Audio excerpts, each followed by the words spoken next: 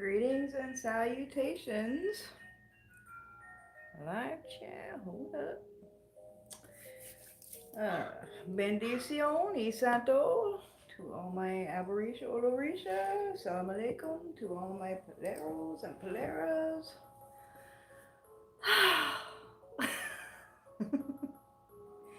Oh Lord, it's been so busy. Where y'all at? Where y'all at? Hi, who's here? Hello, Crystal.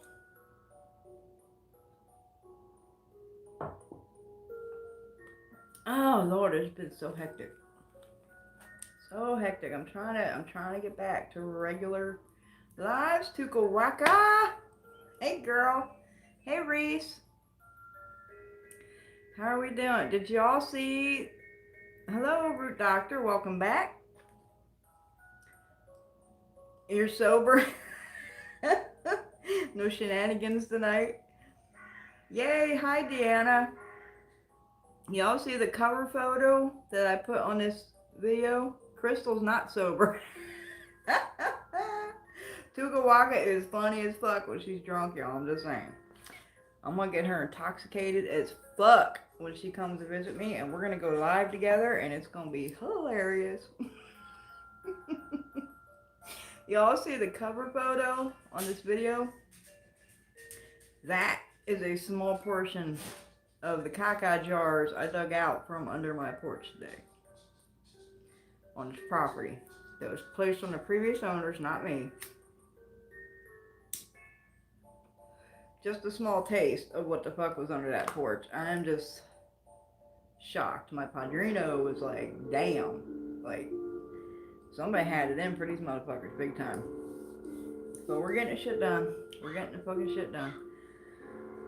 It has been busy, y'all. I'm so busy, but I'm trying to get back to regular weekly fucking lives, and I know I'm gonna be busy this weekend, so I figured I better fucking get y'all fucking squared away and out the fucking way for this week.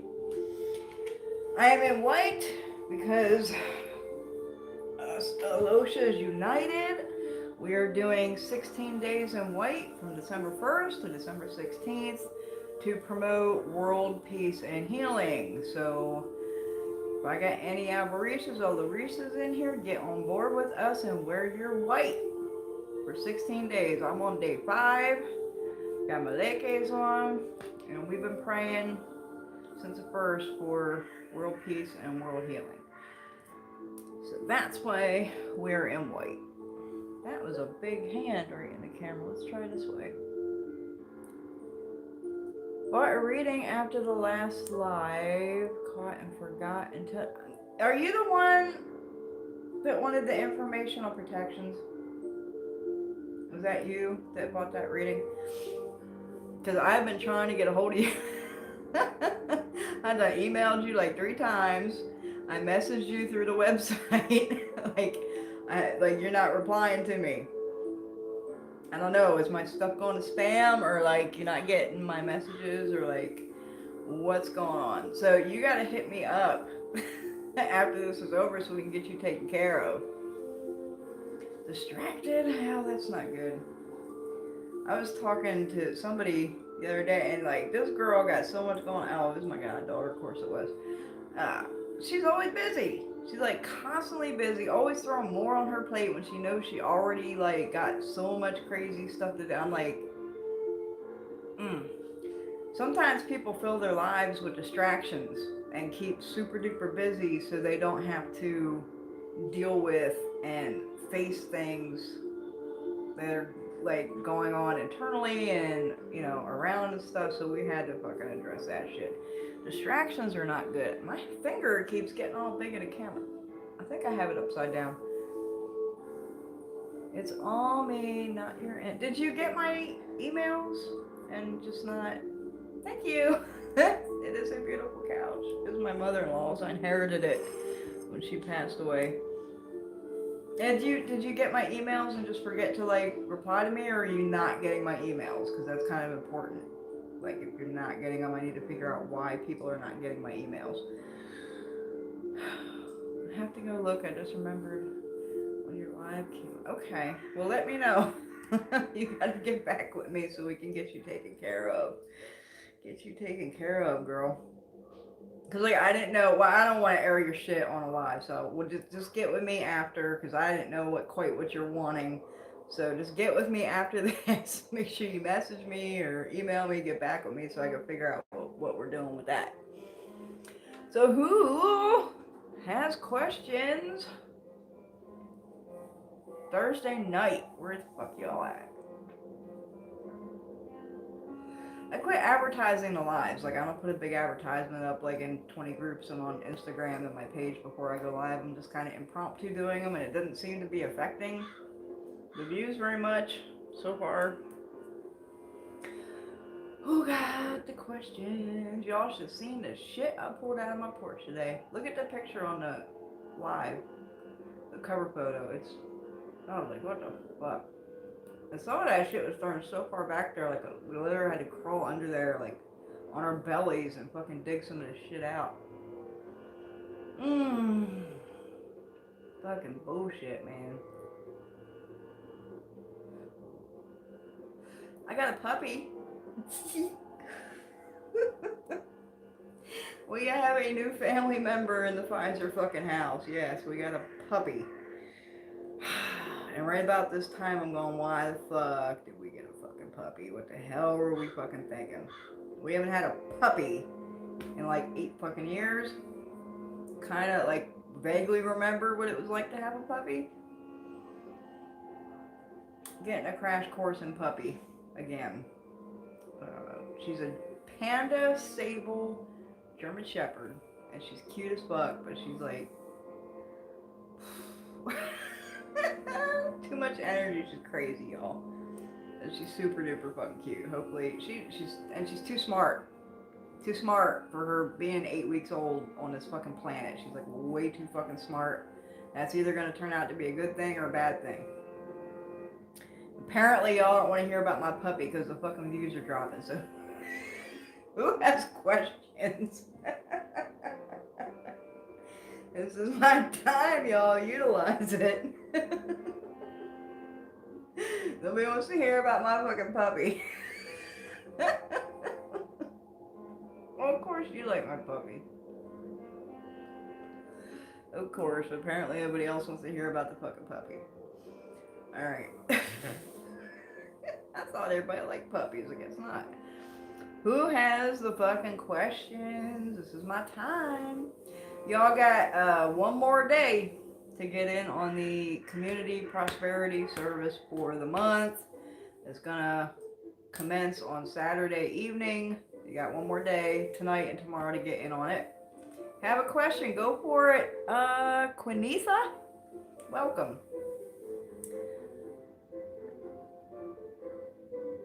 While she's typing that out, like I'm saying, y'all got one more day to get in on the community light service setting for prosperity. Start your new year off right.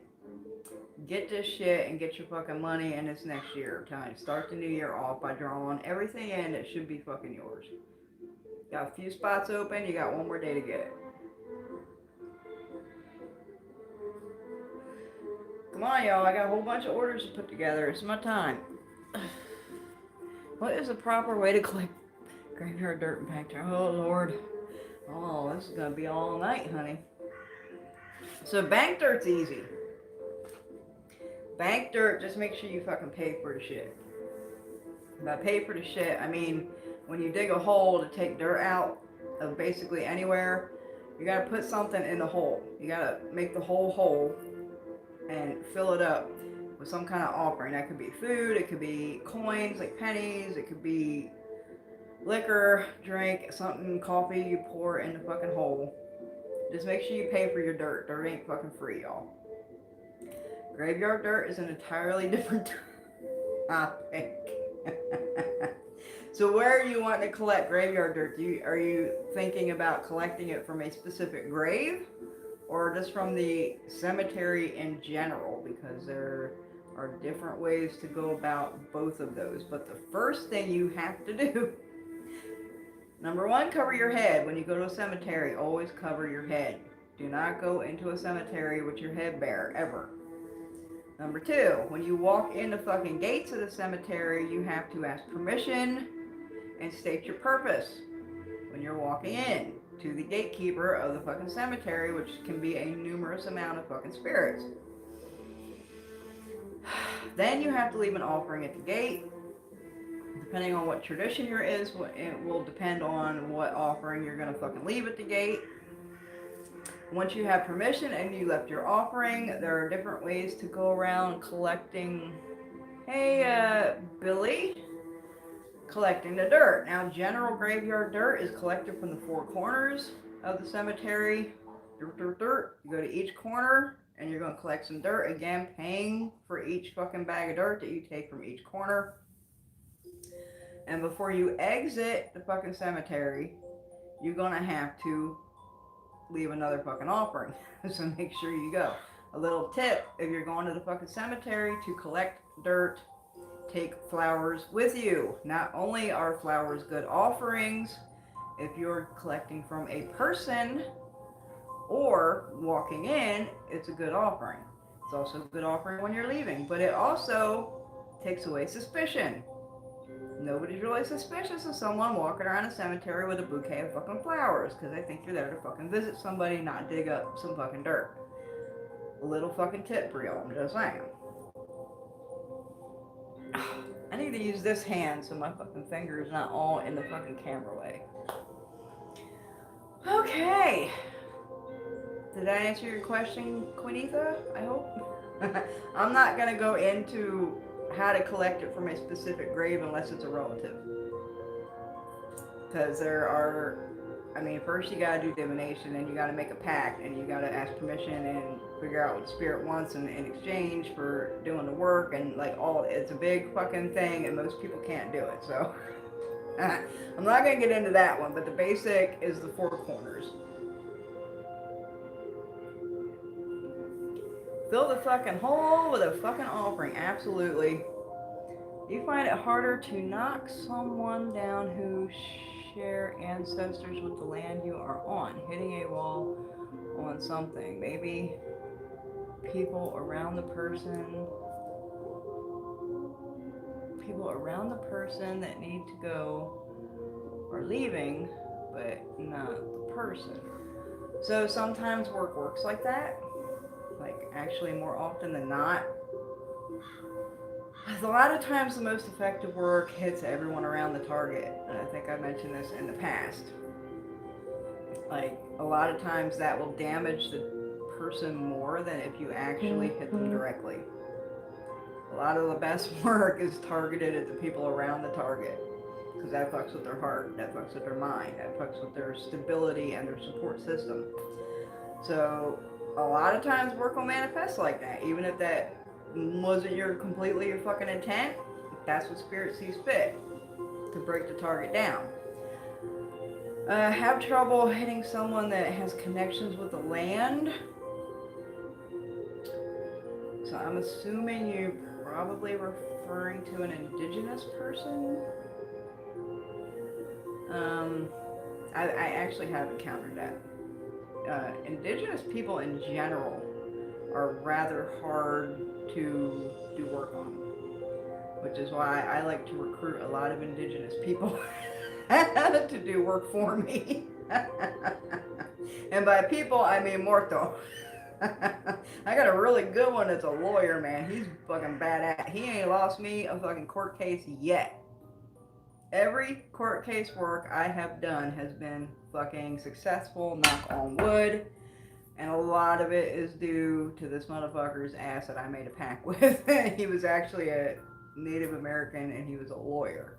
And he's fucking badass and he loves to be paid in fucking rum and tobacco, which is easy fucking peasy. So yeah, if you're having trouble with an indigenous person, I would start recruiting indigenous spirits and get them on your fucking side and see what you can do with that. You're welcome, Quinetha. I hope I'm saying your name correctly. When someone is so skilled at being manipulative that people think the person is just a sweetheart, but the reality is that they are devious and fucking twisted, but no one can see that. Is there an unmasking spell to help protect future victims from creepiness? Like, some people should come with warning labels. I fucking hear that. But I'll tell you what, I am one of the most manipulative ass motherfuckers you will meet on the face of this planet. I'm super fucking manipulative and I'm really fucking good at it. Um, and I'm masking. So people like that are usually what they call, what do they call them? Not, I don't think it's a narcissist. It's a sociopath. Is that the fucking word I'm looking for? They're like super fucking charming outwardly, but yet they're like really bad fucking people. But they usually fool most people because most people can't pick up on this kind of shit, or they ignore their gut feeling, or like, warning signs, red flags, or whatever. Um, a masking spell. So, what you could do for that would be something like work something for eyesight and clarity, which would probably be best done with like a skull candle, and then put some shit in the fucking eyeballs of the target that you want to see what the fuck's going on and have the eyesight, you know what I mean? Um, I saw a lot of good herbs for that shit actually. And then there's also, I make an oil called Tell No Lies, which is it's basically a truth serum, and that shit works pretty good on that shit too. Um, but yeah, I would work something for like clarity and eyesight, specifically working on the physical eyeballs of the target that you want to see good, see better.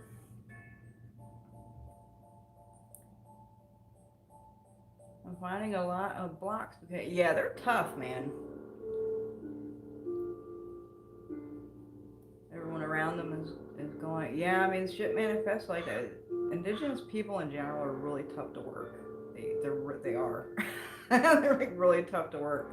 But you got that blood too, so I'm call on your indigenous ancestors, girl, and maybe go to the cemetery and recruit a couple motherfuckers to, work on that for you. But indigenous people, in my experience, are very tough to work on. I don't know why, if it's their connection with the land or if it's their ancestors, their spirits in general.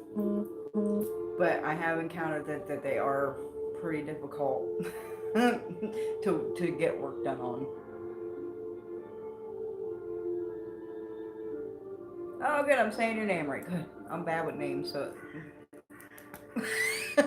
Yes, they lack empathy, so spells are hard.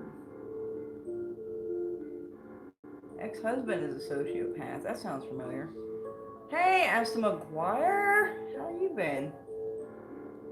I have also done work to sour folks to them around them. Some lemon spells, which seems to be working. Okay. Well, see, then I mean, you're working to get the people around them, right? And with indigenous people, that's probably the best route to go, is go with their circle, the people that they're close with, as long as they're not indigenous too, then you're taking away that target support system and their friends, and maybe even their family will turn their backs on them, you know what I mean? So then they're more vulnerable then, but that's probably a better way to go if your target's a Native American, because they are notoriously difficult to do work on. So affecting everyone around them and hurting them that way is probably the best way to go. Yes, I need that. He's such a liar, but people believe it. Yeah, that's usually like serial killers are like that shit, right? Because everybody's like, oh, he was the nicest, most charming guy, friendly guy and sweet guy and the person you want to meet, but then he's fucking, got 50 people buried under his fucking floorboards. And there is a word for it. I don't think it's narcissist. I'm pretty sure it's sociopath. It might be psychopath. I think it's sociopath. But yeah, the best thing that person, you ain't gonna fucking make them see how they're being, you know what I mean? Because they're probably well fucking trained and practiced at it, and either they probably don't give a fuck, they probably know exactly what they're doing, and don't give a fuck. So that person in general, I wouldn't, but the people around them, you can definitely do stuff to give them clarity and better eyesight to see the farce that's going on with this person. And always says I am a Christian and I know how to run right when I want the people to see to avoid him. Christian and know how to run. I don't get that one. I don't get that one. What's that on me? True serum's good shit. In fact, it's so fucking potent. They made me dilute it. They wouldn't let me sell it whole. Because there's actually a little bit of poisonous things in the true serum, but I dilute it so much that it's not going to really fucking poison somebody unless you would maybe pour the whole fucking bottle like in somebody's mouth, maybe. But if you want to actually put it on a target, like a couple drops or something, you could do that and it ain't gonna fucking hurt them. But yeah, that shit's strong. I gotta fucking dilute it. My spirits are like, that is irresponsible. They're like, you can't sell it like that. Somebody gonna die, you gonna get sued, and it's really fucking irresponsible. And I'm supposed to be helping people, not harming people. So, yeah, I gotta dilute that shit. He says that, and I knew that when someone says they are Christian, I should run the other way. Yeah, Christians aren't Christian. Let me put it that way. Christians should rename themselves to something else because they're definitely not Christ-like if Christ actually existed. Hello, pretty blue. How are you doing this evening? Any more questions? I got a whole bunch of orders out here I gotta pack up.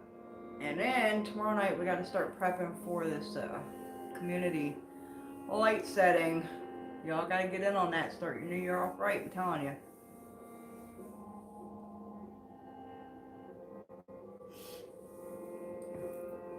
Questions. Who all's wearing their white? Who all's wearing their white for Aloysius United World Peace Initiative 2019? Who's wearing your white for 16 days? This is a cakewalk for me, y'all. I've done months in white. Like literally months in white. So like 16 days. Pfft, that's a fucking cakewalk for my ass. I was like, fuck yeah, I'll do that shit. Christians are the biggest Satan worshippers. All they talk about is how, yeah, and that's their concept. But yet everybody else has gone to it, right? Have y'all started the garden at the new house? I have not yet. Because when we got down here, it's pretty much fall. I mean, it's still warm for fall because it's south, but it's pretty much fall. And the leaves are just fucking everywhere and everything's so spring. And I'm not going to do like a big garden bed like I did at the last house because it was really hard to till that whole thing and upkeep it because it was so large and it was just one huge garden. What I'm going to do is I'm going to build a whole bunch of like wooden planter boxes, like large wooden planter boxes. And each like plant that I plant is going to have its own fucking big ass planter box. The only thing I might plant in the ground is corn, but I don't even know if I can plant corn here because the ground at my house is like really rocky. And at the last house I had clay, which really fucked with the fucking corn. But I'm gonna try and do some corn.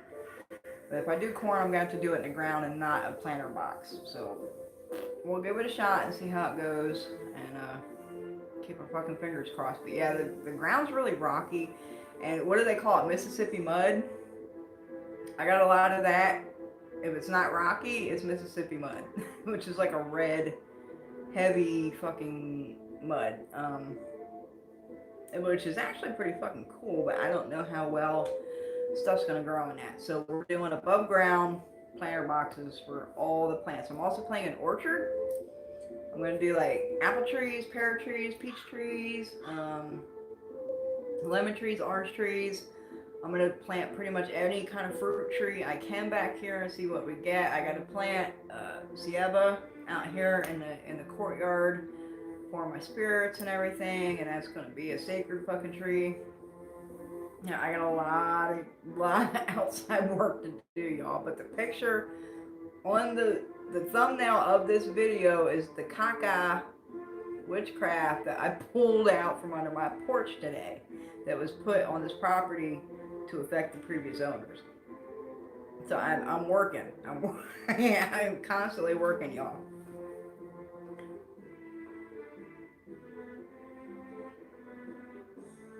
Oh, I'm scrolling back. Tukawaka mentioned sour spells. Can you tell a bit about those? I've heard ammonia and vinegar jars, so I'm just curious now. You gotta be really careful with ammonia, y'all. You gotta be really fucking careful with ammonia. And people think ammonia is really good for cleansing and clearing up everything. And by everything, I mean everything. Like, it takes the good and the bad with it.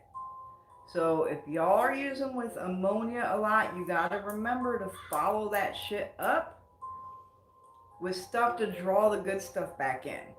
So if you're doing a lot of ammonia, work with ammonia and clean it with ammonia, you're gonna have to follow that up with like prosperity work, road opening work, general blessing, success, crown triumph, shit like that. You're gonna have to back that up by doing work to draw back in the good stuff, because you're gonna get rid of fucking everything. And people do not understand this about ammonia. I don't use ammonia very much.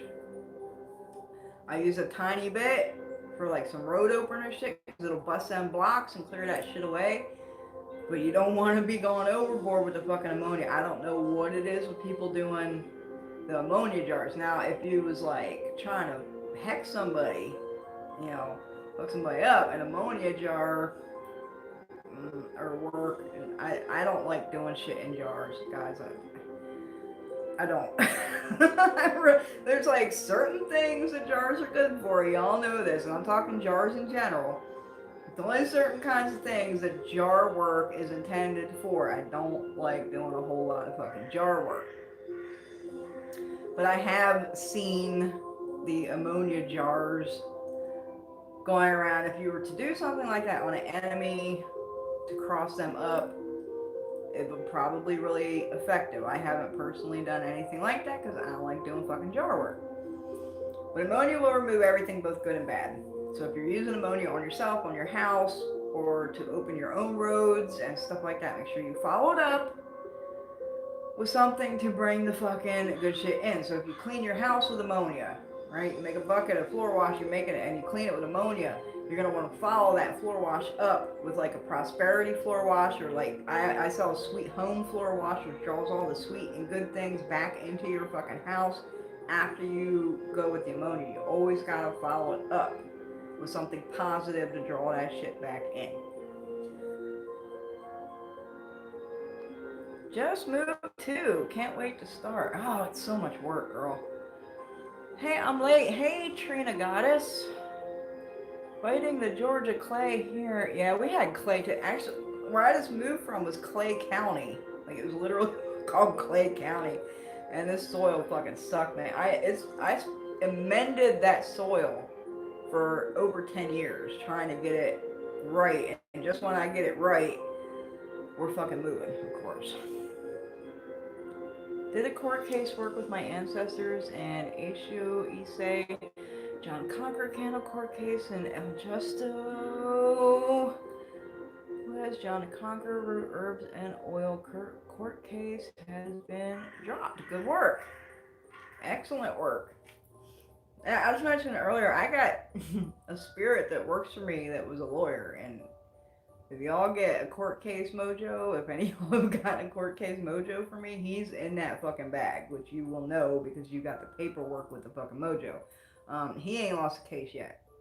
I have not lost a single court case that we have worked on so far. We're gonna knock on some shit. Ain't lost nothing yet.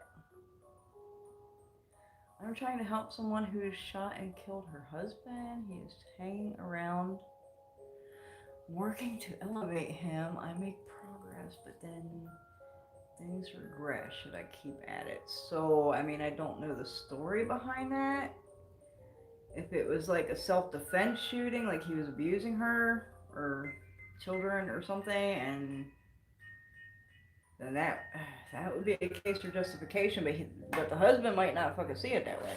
He might just be like, you killed my fucking ass, and if he was abusive in life, he's probably just as fucking abusive in death, if not more. So elevating him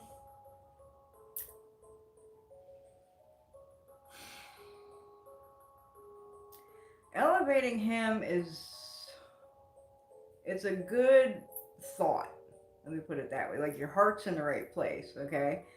But it takes a long time to elevate a spirit, especially if it was a person like that, which is kind of what I'm picking up. Like, he was abusive and she kind of saw him in self-defense. I don't know if I'm right. That's just kind of what I'm feeling about it. Or if I'm not right, even if this is the case, if that was the case, this person would take a long time to elevate if they were abusive like that. So actually what I would fucking do is get rid of him. If he's bugging her, get rid of him. I wouldn't waste my time trying to elevate the spirit. It's going to take a long time. It's going to take a lot of work. And to me, it's not really worth it, especially if he was a bad guy. If he's not related to you, if he's not an ancestor, not really worth it. Personally, I would just get rid of him. I'd run him out, or I'd trap him in something and get him the fuck away from her and get rid of him. Then I'd, get some protections and put him on the client to keep him from coming back.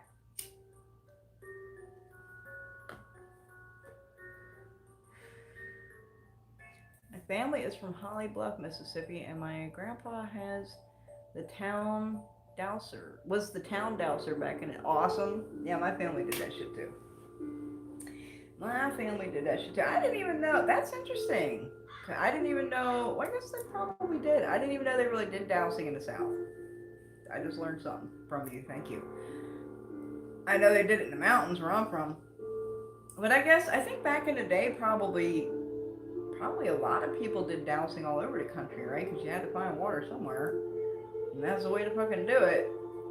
Before technology and shit came along. But yeah, I didn't even dawn on me or realize that there was dowsers down here. That's awesome. She is a friend that doesn't trust anyone else, or else I would refer her out. Not using a jar, I'm using a lemon and a razor, and that is all I'm saying. Yeah, lemons are good for souring work. Make sure you throw some alum in there, girl. I'm just saying.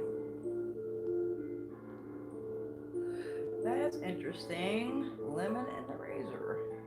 A lot of work you can do with lemon gel. Lemon is a two-edged sword. It can cut both ways. So it can remove negativity or it can cause negativity. It can cleanse things, but it can also sour things. So it's a double-edged sword. And when you all are working with lemons, you can do a lot of fucking work with fucking lemons. Like a lot.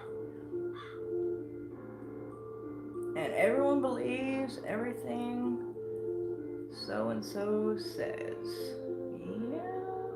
There is other stuff I'm doing too. He is obsessed and trying to apologize. Tell me this isn't someone you met on a dating site. Or wait, is it a co-worker? Oh, y'all, Cakewalk is dating, and it is the most entertaining thing like ever. Alex, no. Cat's trying to push the door open. Maybe when she forgives him, that will release him. Again, I don't think so. I can't say for sure without doing a reading, but if she killed his ass and he's fucking stuck on her, he probably feels wrong. This bitch fucking killed my ass. Especially if he wasn't a bad person. I would just get rid of him. I really would. Hey, Mary Met, Creole Conjure Witch. I'm just calling you that from now on because your name is way too long for me to say. I have a dorky question. Hank Williams is related to me down the line, but pretty far. Can I do an honoring of him?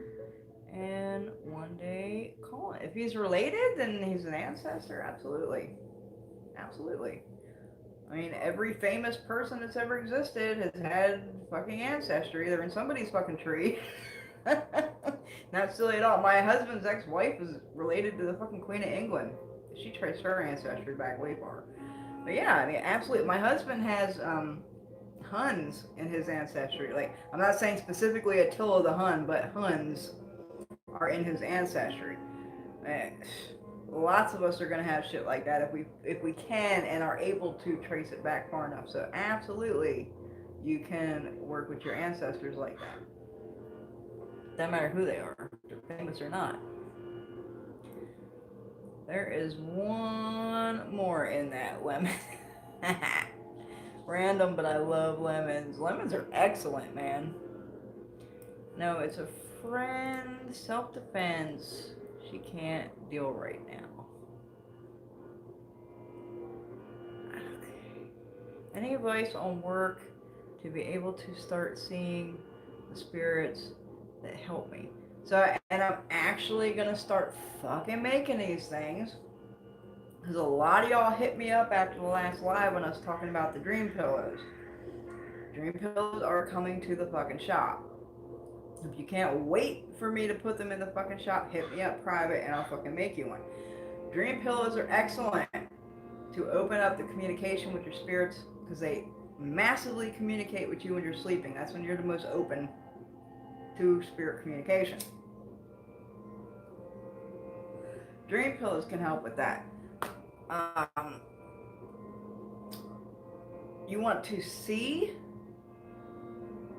Seeing, okay, you want to see the spirits. So scrying is probably going to be your best bet if you want to see spirits. Now, depending on what kind of scrying you're going to do is going to depend on what is your strongest asset. So there's different kinds of scrying. There's water scrying, there's fire scrying. You can use tools to scry, like a black mirror.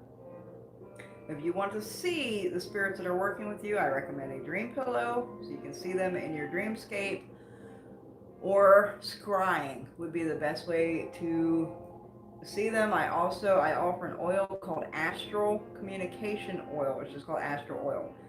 If you anoint your eyes with that, anoint your third eye with that, it can assist in opening up your eyesight and communication to the spiritual realm. I love rockabilly and thought that'd be awesome to bring into my swing dancing. I think I missed something. I used to swing dance too, girl. I was really good too. I went to class for swing dancer for like 2 years. I will go that route. Also, giving her many protection and cleansing regimes, but with the trauma, she can't do much. I gotta step shit up or try anyway. You do your thing, girl. You have dreams all the time. Well, that's communication and sight. And like I said on the last live, y'all gotta start keeping dream journals. You gotta keep a journal right beside your fucking bed. So when you wake up, you can immediately grab that journal and start writing your dreams down before, you lose a bunch of it. When you first wake up, that's when you're going to retain it. And you need to have that right beside your bed and start writing that shit down. And keep a journal and a log of what's going on in your sleep.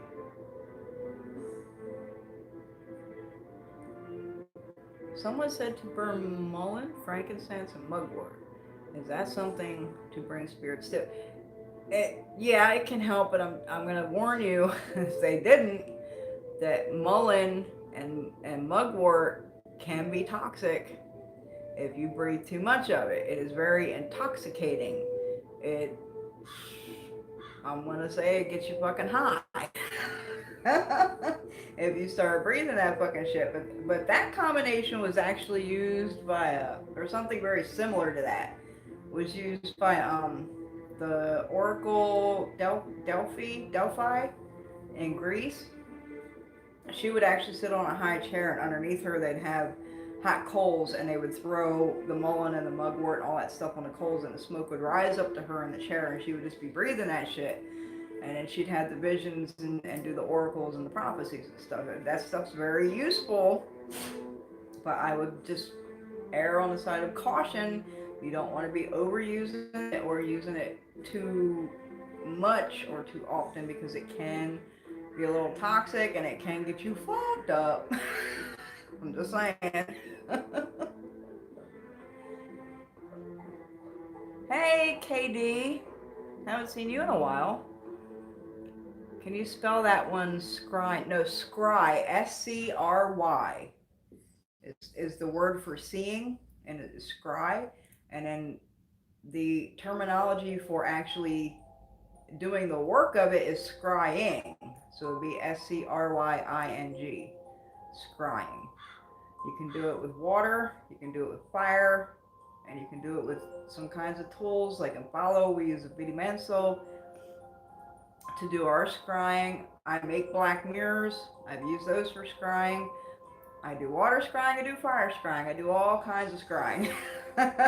But also, I gotta put a warning out that a lot of people that start scrying are not prepared for what they see. Especially if you're not keeping your space clean, especially if you're not doing regular cleansings and you got some negative shit hanging around. A lot of people get freaked the fuck out when they start scrying, because some scary shit can pop up that they're just not ready for. Just an air of caution.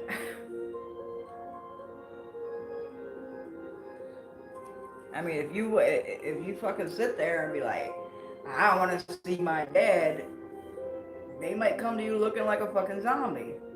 You know what I mean? Some people are not prepared for what they see when they're scrying and get fucking freaked out.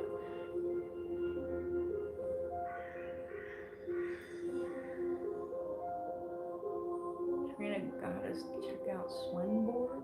I don't know who that is. I see them in my glass water on my altar. Yeah, absolutely you will. One of my favorite ways to scry is with a glass of water and a candle. And I will put the candle behind the glass of water and then look through the glass at the flame. Excellent fucking way to start scrying. But scrying takes a lot of practice and a lot of training and learning. You have to train yourself to scry. Like, it's not something you're just going to pick up like that. It takes a lot of practice to learn how to do it. It's taken me a long time. When I first started scrying, like, I started with mirrors, like scrying mirrors, and I don't know how to describe it. It's always like you gotta look through it. You know what I mean? Not look at it, you gotta look through it and kind of let everything else around you go out of focus and look through whatever you're scrying at. Not at it, but through it. And I could get to that point and to where everything would start kind of vibrating and moving, but I couldn't get the visions, you know what I mean? It takes a long time and a lot of practice. And seriously, your eyes will start fucking hurting. You'll have tears running out your fucking eyes and shit trying to train yourself to do this. It's a lot of work. Just a heads up.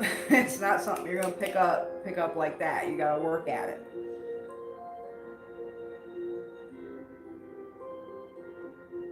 The rockabilly statement was in response to my question about Hank Williams. Is Hank Williams rockabilly though? I always considered him country. Really, my grandparents love Hank Williams, and they were not rockabilly at all. I always considered him country. Maybe I'm wrong.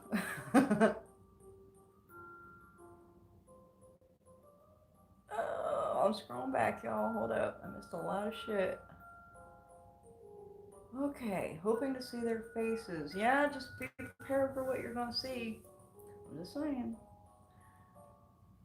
Doe, thank you for that. I don't want to do that in my house. Occupants and pets, right? I mean, people. I hate people when they're suggesting herbs and like to do shit and they haven't studied them and they don't know the side effects and what they actually fucking do. They just read some Google shit and they're like, oh, do this.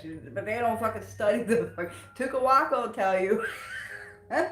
Tukawaka's been like in herbology classes for like the last year or two, learning the properties of all the different herbs and stuff. And it's a lot. And I hate it when people suggest fucking herbs and they haven't studied them. They don't know the side effects. They don't know the properties. Like rue. Everybody knows about rue, right? Rue Herb of Grace is great for cleansing and uncrossing, and it's a wonderful, versatile fucking. It's used for blessing. It's used for all kinds of stuff. Rue has abortive properties.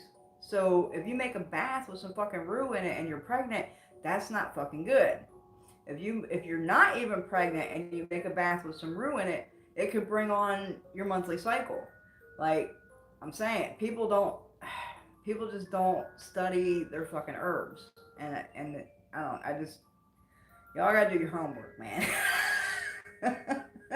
Y'all gotta do your homework, especially with herbs. It's a medicine, just like anything else.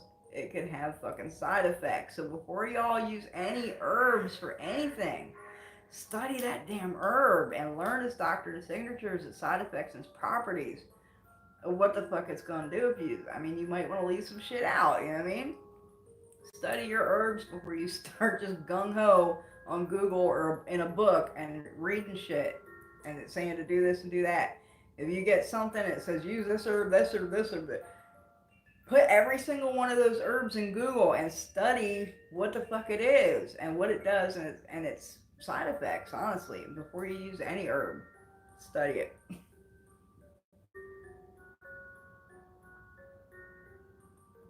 The shit about plants is they also have spirits, so you bring those plant spirit in. Exactly.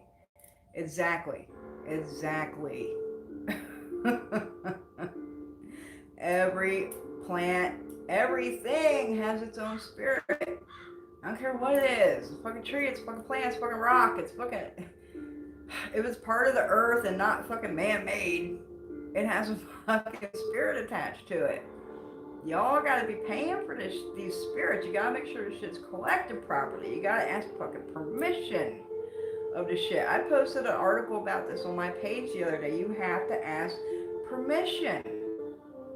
If you're going to a tree or a plant and you're like, hey, I'm gonna cut this branch off of you, or I'm gonna take a couple of these leaves, ask the fucking permission. Tell the plant what you're gonna do, because that gives the plant the opportunity to withdraw its life force and energy from that part that you're gonna fucking cut off.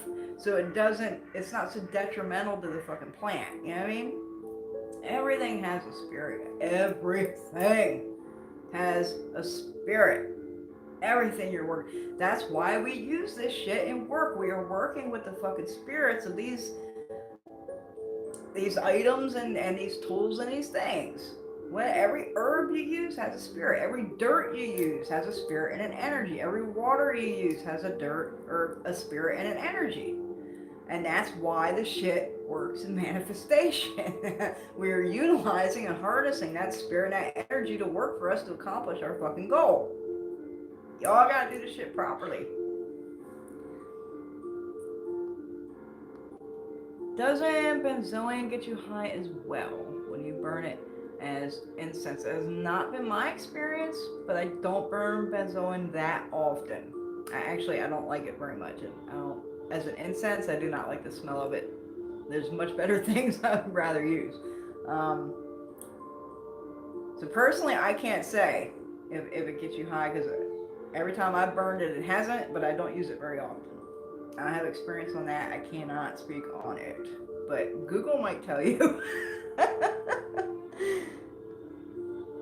I accidentally met one of my guides during my first trying astral travel. Did not realize how intense it was going to be, but oh, did it.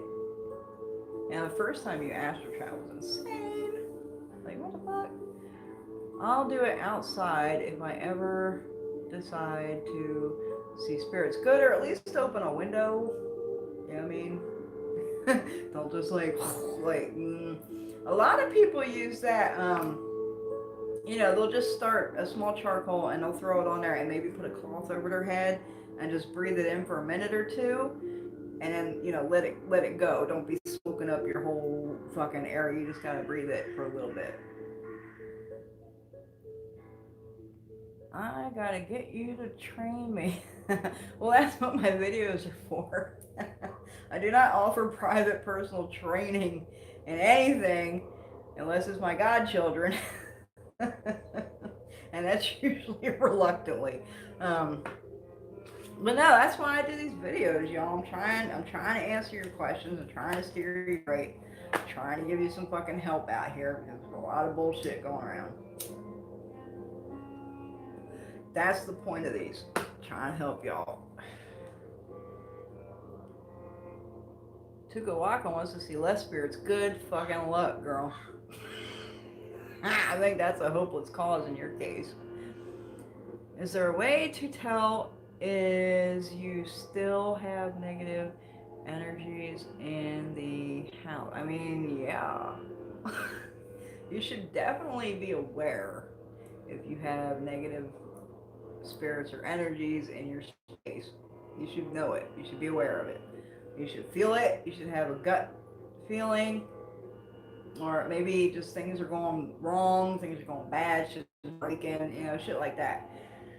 The best way to, you know, counteract that is just do regular fucking cleansing. Maintenance work, y'all. Maintenance work, what do they say? An ounce of cure, what's the fucking saying? An ounce of preventative is worth a pound of cure. That's how it goes. If you do your maintenance cleansing monthly, weekly, however often you need to do it, you shouldn't have too many problems. Have your protections up and strong. Like I said on the last slide, layers of protections. Layers, y'all. Not just one thing. Layer that shit. Because there's all kinds of different energies, and one fucking thing ain't gonna fucking do it. You gotta layer that shit. We have regular cleansing, spiritual baths, regular house cleansing with good floor wash and stuff like that.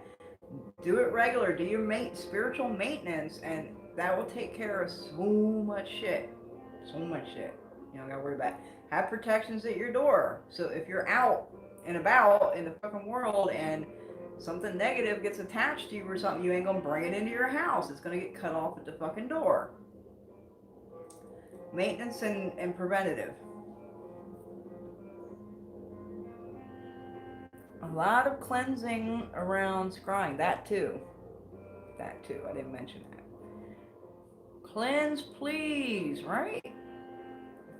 Hello and good night, blessing, my friend. I wanted to know if you have a good spell ingredient to prevent people or organization from coming to your house.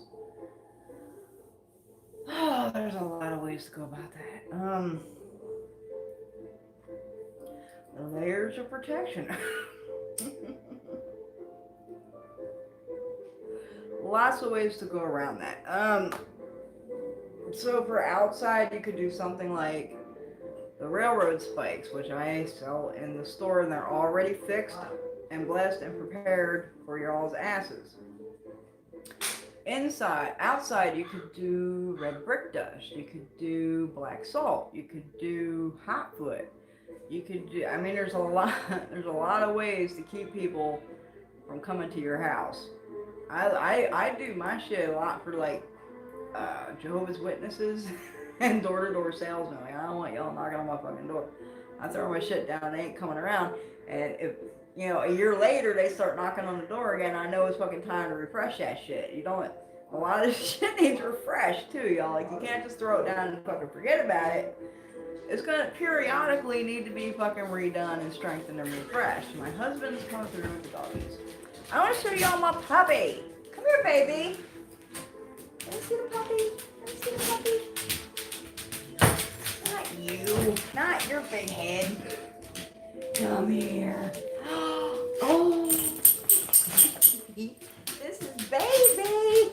Not baby. Not baby. Baby gotta go potty. Okay, go potty. Oh, she's so cute. So fucking ornery. Okay, sorry, I got distracted by puppy. Layers of protection. That's how I do mine. Do you need an altar to do your spells? No. It helps if you're working indoors. That is cold. I wish you'd shut that door.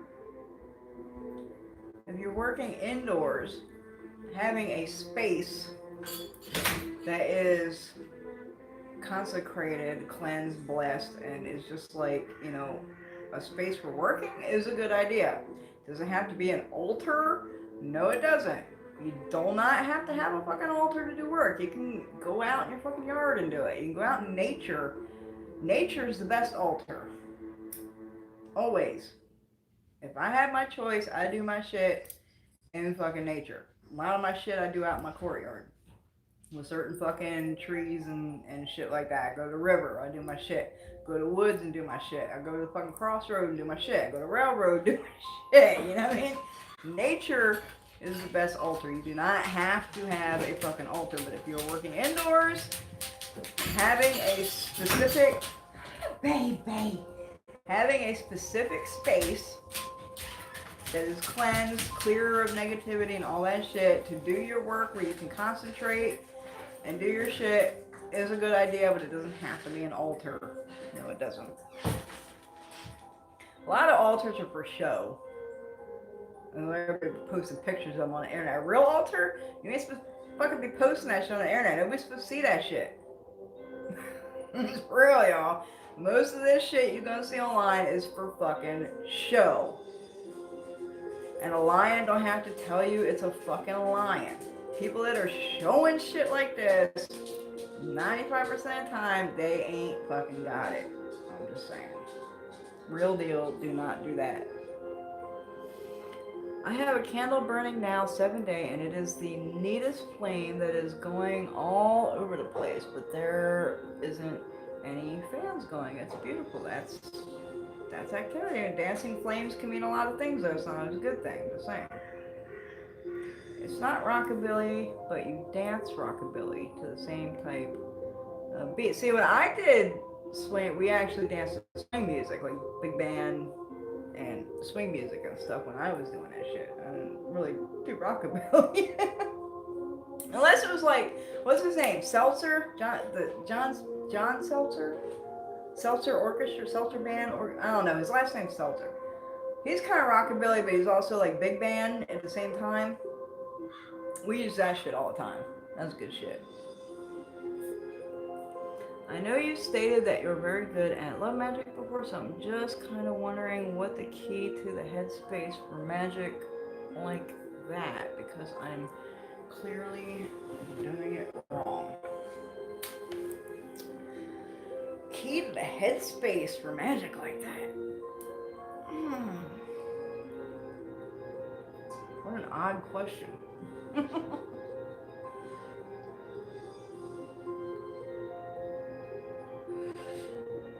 I think experience is probably the best key to that. So you definitely have had to felt love before, and you've had to have felt the loss of love before, and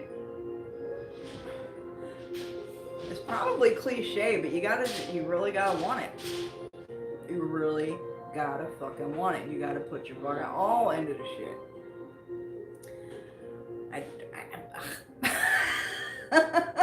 I don't think I can give any more pointers than that on the headspace you gotta be in for love work. No, it's just experience, because experience gives you the feelings and the emotions to put behind the fucking work. You know what I mean?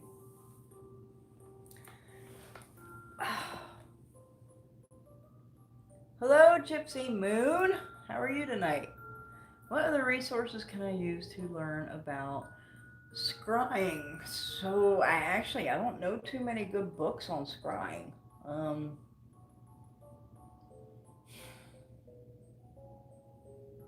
Best I'm gonna say is use Google, but just be discerning in the information. If something don't sit right, discard it. As with anything on the fucking internet, it's not all correct. It's not all true. It's not all right. So when you're doing research online, you have to be very discerning in the information that you absorb and keep. And some of it you have to really fucking discard. Scrying, it's really, I mean, it's just a lot of practice. It's really what it is. It's a lot of fucking practice. The best ways I've found to scry, you definitely don't want to do it with a lot of lights on. I'll give you that tip. The best way to scry is to have as very little light as possible, but you need a little bit of light. So you usually use like one candle. So like if you're using a black scrying mirror, you probably light the candle and put it behind the mirror so you actually don't see the candle or the flame, but there's still, a little bit of light behind the mirror. You don't want a whole lot of light when you're trying to scry. I don't know, if you're doing water, you might want a little bit more. Fire scrying is really fucking fun too. Right, Tukawaka? I need my own space to work on my work. I ain't trying to hurt nobody I love. Question, what are cemetery flowers? I got a PDF for spiritual baths. So cemetery flowers are either flowers that are growing in the cemetery that you collect with permission and pay for, or they could be flowers that you would take from someone's grave, which I would not recommend. Especially if you don't know the person, don't have a pact with them, can't do very good divination to ask the person if they mind if you take their fucking flowers. So I would stick with flowers that are actually growing in the cemetery. Hi, Latoya. How are you tonight? First time I ever used mugwort was how I met my dead aunt and grew closer with my ancestors. As a person with a lot of plants, their spirits do speak a lot. Absolutely. Absolutely. In fact, and a lot of people don't realize that certain plants are very cleansing. I know a lot of people are aware, plants cleanse the air and shit like that, but they cleanse the air. Like everything, including negativity and negative spirits and stuff like that. They can run them out. They can cleanse the fucking place. So like the first thing I did when I moved into this house was I bought a fuck ton of fucking plants. Like good plants like peace lilies and aloe and this kind of shit. I bought a fuck ton of fucking plants for this fucking house when I moved in to help try and cleanse the place and cleanse the air. And that was actually one of the very first things that was recommended by one of my elders when I moved in the house. He was like, get you some fucking plants, get a lot of fucking plants. I still gotta get me a basil plant. I gotta have a basil fucking plant out here. I don't know if it's a season or where I'm shopping, but I haven't. Usually at the grocery store they sell little live basil plants, but I have not been able to fucking find any down here. I don't know if it's because it's fall and they're not in season or it's just the fucking stores that I'm going to, but like they don't have them at Walmart right now. They got everything else. They got rosemary, thyme, sage, or not sage, cilantro and parsley, like all that shit, but they don't have any fucking basil. I need some fucking basil. Basil is an excellent fucking plant, y'all. Some plants will fuck you up. I gave myself cyanide poisoning. Thought I died for like 2 days while I went into the dark side with elderberry. I'm telling you. Listen to Tukawaka, y'all. She's been studying herbology and classes and shit for like 2 years. She knows her fucking shit. Absolutely. And even the best worker we fuck ourselves up all the time. I ain't gonna lie. We get fucked up with the shit that we work with, man. We can fuck ourselves. I've spilled mercury all over the damn place. I've inhaled fucking plants. I've inhaled fucking bone powder and shit that's not good. I mean, this shit, it ain't no fucking joke, y'all. And I say this all the time, it ain't no fucking joke. And everybody just willy-nilly be doing shit on Google and don't know nothing about what the things that they're working with, these fucking tools. And I can't believe there hasn't been lawsuits yet and newspaper headlines, people fucking themselves up doing this shit with these fucking herbs and these fucking tools and shit, because this shit ain't no joke. You really gotta do your homework and know what the fuck you're doing when you start fucking with this shit. It really is. Plants will fuck you up. Plants will fuck you up. How do I work with plant and herb spirits in magical workings?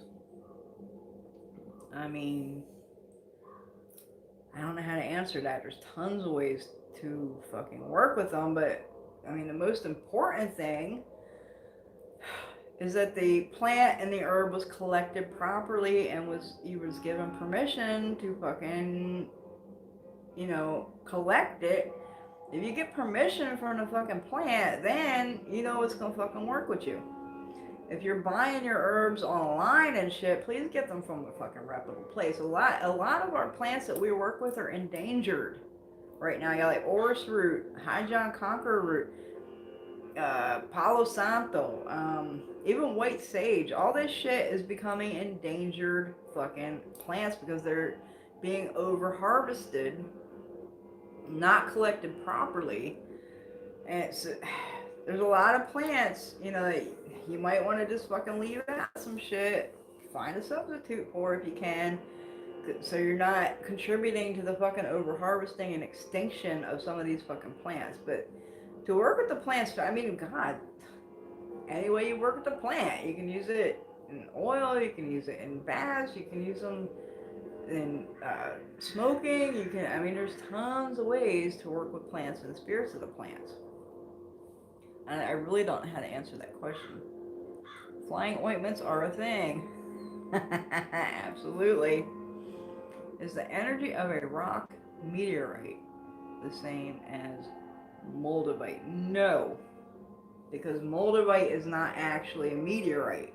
Moldavite is the molten glass that formed after a meteorite struck this certain place in the Czech Republic, Russia. That's the only place moldavite comes from. Moldavite ain't coming from the Czech Republic and Russia. The shit is fucking fake. There's a lot of fake moldavite going on out there. But moldavite is not actually a meteorite. It's the molten glass that formed in this crater where the meteorite fucking struck, which is why it's so rare and so expensive. It only comes from this one place, and there's a very limited fucking quantity in this fucking crater in fucking Russia. Meteorites are awesome though. I mean, they're awesome, but it's not the same thing as moldavite. No. I want some of those spikes. This is a physical mental note for myself to the time stamp. The spikes are good. I'm telling you, everybody needs to have their shit nailed down with these fucking spikes. Everybody should have their shit fucking nailed, especially if you own your property. But even if you don't, you still need to nail your shit down. But even more so if you are a property owner, you need to nail down your fucking property. You need to protect that fucking shit. Spikes have been used, probably since the railroad fucking invented. Railroad ties, railroad spikes have been fucking used, but there's a certain way. I mean, just getting some fucking spikes and nailing them in the fucking ground, it's not gonna do very much. The spikes have to be fixed and consecrated and fed in a certain way to really be fucking effective. And a lot of people don't know how to do it. Just saying. People just be getting spikes and nailing their fucking shit down. It's not going to do very much. I mean, your tents behind it, that does a little bit. But as far as the actual spike itself, it's not going to do a whole lot unless it's, what's the word? Ritually prepared in the correct manner. I might be overthinking, but I think I've been staying away from any of my darker workings since I was pregnant and now breastfeeding. So unless you're doing work for clients, there really shouldn't be a whole lot of call to do a whole lot of dark shit. There really shouldn't be. I mean, you might have an enemy or two here and there, but doing dark shit all the time should not be fucking necessary. It really shouldn't, unless you're doing, client work and stuff. But even that, if your work's justified, if it's for balance, before I do any work for y'all or for myself, any work at all, I do divination on it. And my first question I ask is this justified? And is this the will of God? And if they fucking say yes, I'll do that shit. It's as simple as fucking that. If it's for fucking justice and balance, it is not dark. It's fucking justice and balance. You are serving a purpose. You are doing a service. If it's for fucking justice and balance, and if it's the fucking will of God. First question out my mouth on any fucking work I do. Well, even so, I mean, as long as you're cleansing regularly, you shouldn't have that much of a problem. Unless you, like, get into something you can't fucking handle. Baby! Isn't she cute? I love her. I've tried to research that. Wow, I'm really far behind. I tried to research the effects. She was in here a minute ago, man. Damn. I've tried to research the effects, but they're really not much on the subject. The effects of. I missed something. The effects of dark work when you're pregnant. Is that what you're talking about? And breastfeeding? Right, you keep yourself clean. It really shouldn't be a fucking issue. Like I said, unless you conjure up something you can't fucking handle, which actually happens quite often. Keep yourself cleansed and protected. It really shouldn't be that much of an issue. Yep, those kind of people, Jehovah's Witnesses, so on. Can you give me your store number so I can call? So my store is just an online store, so it doesn't really have a number. The only number, is like my phone number, and I'll be giving that bitch out unless you're a really good client that I've been working with for a minute. You can get my fucking phone number. You can hit me up on the website. You can hit me up on Facebook Messenger. You can hit me up on Instagram Messenger. Yeah, email. My email's on my page. There's tons of ways to get in contact with me without calling me. Just saying. Frauds. Brian Seltzer Stray Cats. That's it. I knew it was Seltzer.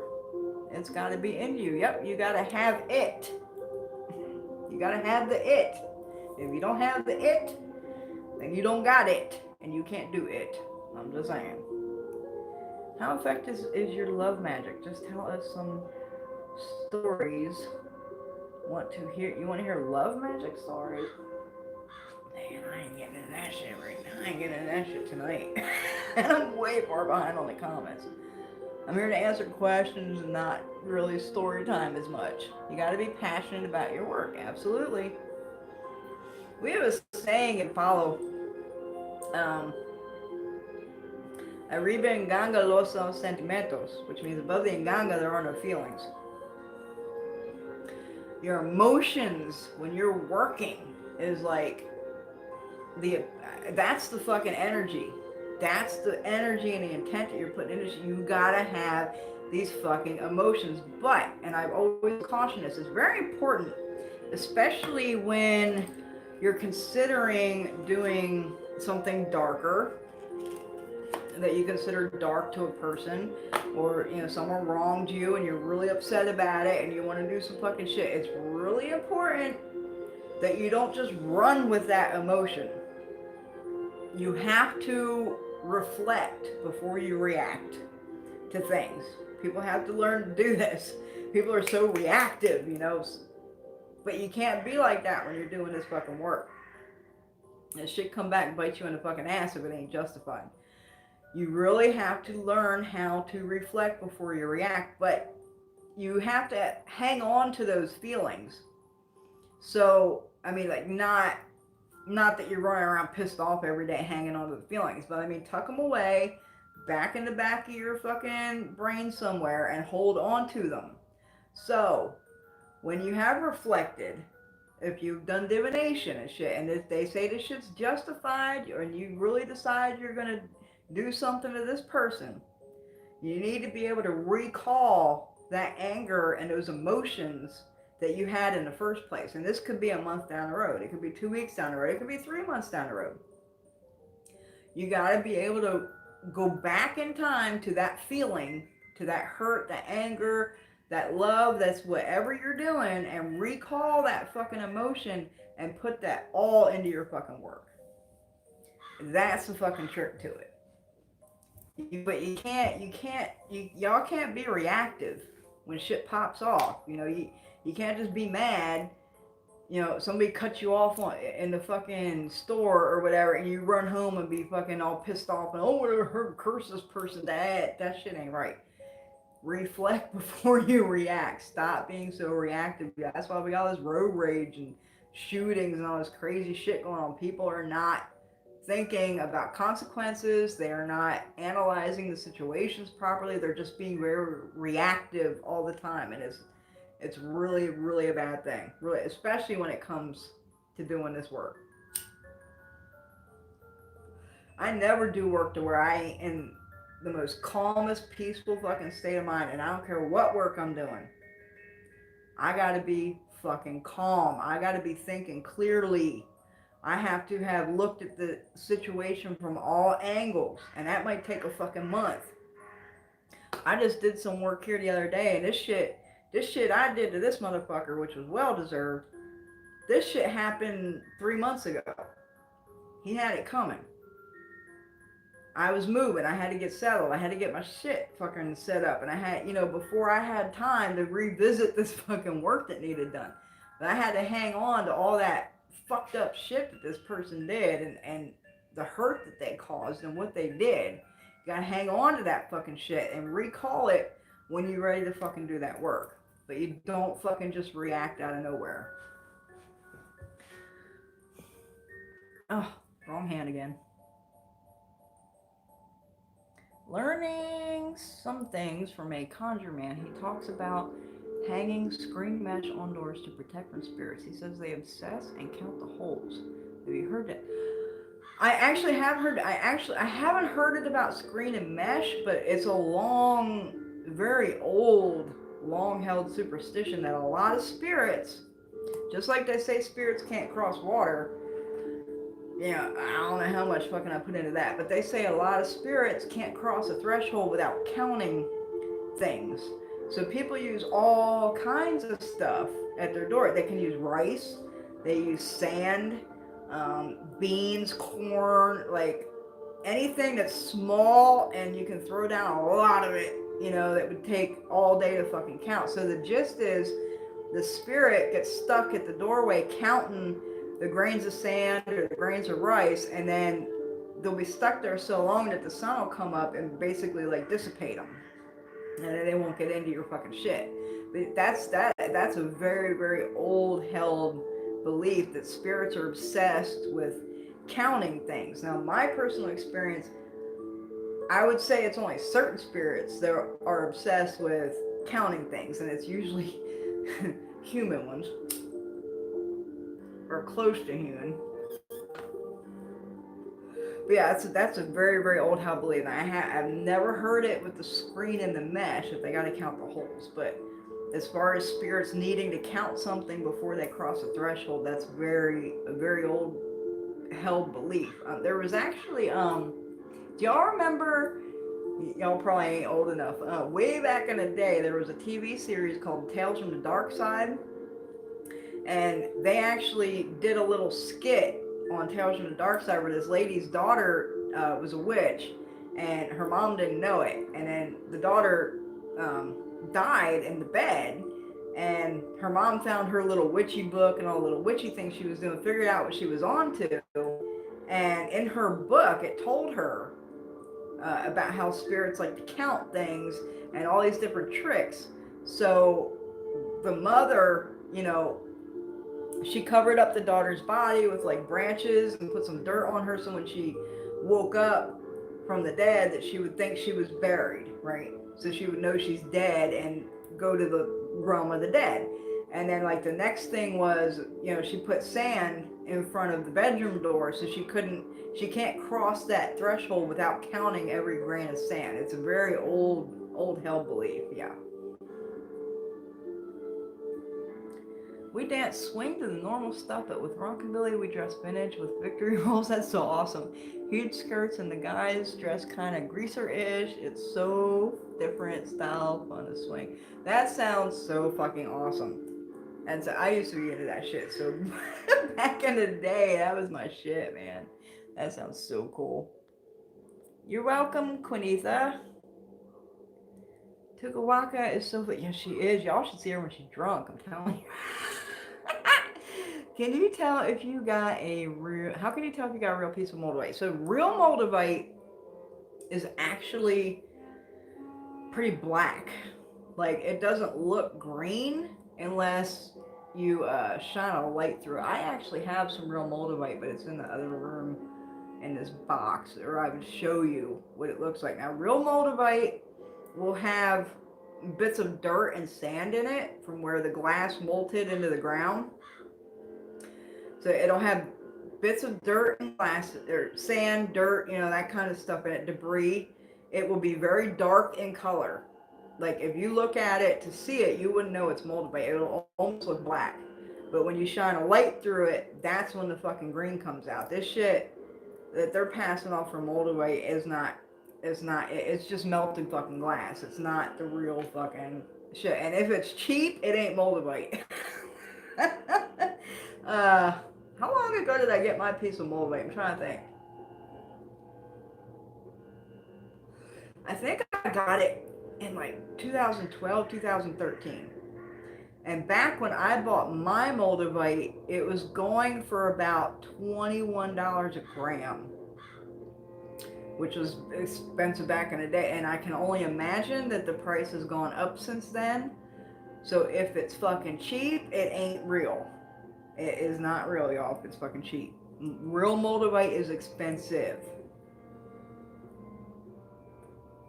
Best way to work with plant spirits is to go to where they grow, learn their environment, doctrine of signature, natural relationships, seasonality, sit with them and tend with them and talk to them, sing to them, play music for them. They love that shit. Love that shit. All spirits love fucking music and singing. They love the shit, and it depends on what fucking tradition you're in, what spirit you're working with, and what kind of fucking music they're really gonna dig. But they all love it. Even if you just sit down and hum a fucking tune, man, they love that. I'm constantly singing and humming, just walking around my house. They actually, in the South, when it comes to like hoodoo and stuff, they call it moaning in the spirit. And it's usually a kind of humming when you're doing work, that kind of shit. They down here they call it moaning in the spirit. But that shit's powerful as fuck. Spirits love singing, humming, music, instruments. They love that fucking shit. Love it. All of them do.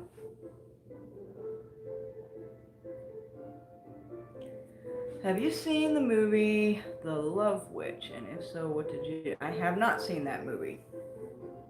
No, I haven't. I really don't watch. Y'all know I'm a huge horror movie buff, but witch movies, I really don't watch that many of them. I really don't. I always get fucking disappointed in them, so I don't watch it much. I have not seen that movie.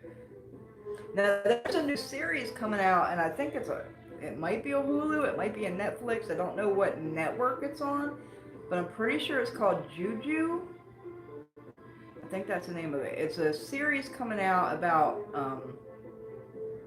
African American witches, and that looks really fucking promising. I'm gonna hit that when it fucking comes out. I'm gonna watch at least the first episode and see how it fucking turns out. If they can do it justice, it should be a really good fucking TV series. I'm pretty sure it's called Juju. Pretty sure. Y'all look it up, I think. Where do you put the spikes after I get them from you? Do they come with directions? No, you nailed it. You can do them 2 ways. Actually, you can do them 3 ways. No, I'm thinking about it. So you buy them from me, you're getting 4 spikes, 4 corners. You can either do them on the 4 outer edges of your property. right? So the whole way at the ends of your yard, the front, the two in the front, the two in the back. Or you can do them on the four corners of your house, right? So you're gonna do two in the front, two in the back, right up against each corner of your house.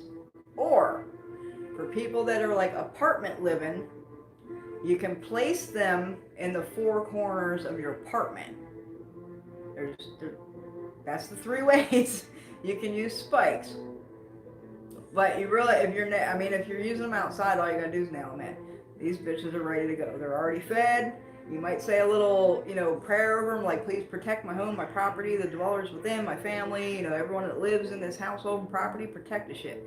Yeah, you might say something over them as you nail them in, but you don't have to do anything to them but nail them in, because they're ready to go. Okay, do you sell spikes ritually prepared, and can you ship right away? Absolutely, they're in the shop.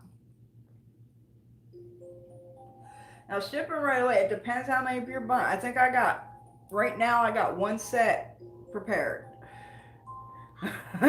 So if some of you are in there, you're all buying a bunch of fucking spikes right now, it's gonna take me a minute to prepare some more. Okay? So I'll ship them as quickly as I can, but it takes like a day to prepare and wrap them and fix them. This shit usually does not. I work as quickly as I can, y'all. I get shipments out as quickly as I can, and if any of my clients are in here, they usually tell you I'm a pretty quick fucking shipper. But some things like this, like the spikes, I don't do things like in bulk. You know what I mean? Like I don't do masses of fucking things. I'm usually doing things one or two at a time. So, if I get 5 orders for spikes, a couple y'all gonna be fucking waiting a day or two until I get some more fucking prepared. Is a shut up spell considered dark work?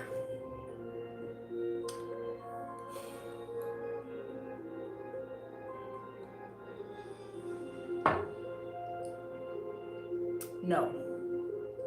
Personally, in my opinion, I don't consider that a dark work. If someone is slandering and gossiping, gossip is the evilest fucking shit, man. Gossip is fucking horrible, and y'all need to stay away from that shit. At the last 2 years in my fucking house, gossip has come up big time. We all need to steer clear of fucking gossip. That shit is worthless. It's the most worthless shit. So if you got somebody gossiping, running their mouth, slandering you, shit like that, and you want to do a tap boca, you want to shut them up, I don't consider that dark work. Technically, it depends the way you're doing. Now, if you're doing it with like a fucking tongue and shit, it could turn a little dark, but I personally don't consider it a dark work personally. I consider it protection, really. If someone's slandering you, gossiping about you, you want to fucking protect yourself from that shit, right? I don't think that's dark at all. Greetings, Carlos. How are you this evening? I'm literally banned from my local metaphysical shop because they think justice and balance is evil. Like, okay, fake practitioners, I'll take my money elsewhere. Absolutely. Yeah, fuck that. Justice and balance is evil? That's universal fucking law. How is that evil? That's no more evil than the universe is fucking evil. It is a simple, universal fucking law. What goes out must come back. What goes up must come down. Everything without justice and balance, it would be that would be evil. Justice and balance is what keeps the wheels turning and the universe fucking going the way it needs to be going. I don't even understand a mindset that would consider that fucking evil. That's fucking crazy. New age metaphysical. As soon as you said metaphysical, fuck that. I don't even go into them fucking stores. I usually don't. I don't patron botanicas or stores in general. But a metaphysical store, no. I wouldn't be stepping foot in that fucking door. I never have enough of your wisdom in life. Well, thank you, honey. You speak English very well, by the way. I wanted to tell you that. You're very good at your English. I was a little concerned, when I was going to talk to you, and I was like, oh man, what if we can't understand each other? But your English is very, very good, my friend. Someone told me recently to have no feeling, no attachment, to learn to control it. I mean, yeah, that's a thing, but that's what I'm saying. You have to be able to recall that shit when you're ready to do the work. Like, but you shouldn't let it affect you, basically. Like, don't let that shit fucking affect you. But hang on to that shit so you can recall it, right? Because I thought the same thing, right? When I joined these traditions and they're talking about, above the Nganga there is no feelings. I was thinking, oh, so when I do this work, I have to have no feeling and I have to be totally stone and cold and in control. That was what I first thought, you know what I mean? But that's not it. The work doesn't have any feeling, but the feeling you put into it is really what it means. There's no feeling except yours and the one you put into it. So it's not that it doesn't have any feeling, but it doesn't unless you have the feeling, unless you put that fucking shit in there. That's really what it fucking means. Regarding your statement about emotions, before I knew anything about anything, I had horrible back pain from an injury. My abusive husband was mocking me. I was pissed and wished to have it. The next day, my pain was gone and he had it. Felt horrible, but was pain-free. He was fucking mean, but I still felt bad. From then on, I reined that anger in. So, that stuff can fucking happen, but obviously Spirit felt that, he should fucking feel that shit for a minute and walk in your fucking shoes for being so mean. If it wasn't fucking justified, then Spirit wouldn't allow it to happen. So I wouldn't feel bad about that. I really wouldn't. And even, my husband, we're so close that, we have sympathy pains. I don't know if y'all ever heard of this thing, but, like the other day I woke up and I slept wonky, right? My shoulder was hurting real bad. And we was just sitting on the couch watching movies and shit, and he just sat there and went, man, my shoulder hurts bad today. And I was like, which shoulder? And he started rubbing the same shoulder that mine was fucking hurting at. And I was like, God damn it, man. I was like, that's my fucking shit. That shit happens all the time. Especially if he feels nauseous, so he's in pain or something. I fucking feel that shit too. When you're a couple and you're married, there is a such thing as like sympathy pain, where you can feel your partner's pain that they're going through. You might not even know that they're going through it. Like he didn't know my shoulder was hurting, but his was fucking hurting too. And that was coming from me. But that generally happens when you're really close with somebody. But yeah, I wouldn't feel bad about that. I love Tales from the Dark Side. Right, that show was the shit. That was the shit, man. I used to, man. I wish they'd bring that shit back. That shit was so good. That was the best. Tales from the Dark Side, yep. See, that's my old heads right there. Oh, Gypsy got it too. Tales from the Dark Side. Watched as a kid, yep. And I think I've seen every single one of them motherfuckers. They were so awesome. Once in a while, like, one of these weird channels will do like a little marathon of it. I will sit and watch that shit all fucking day.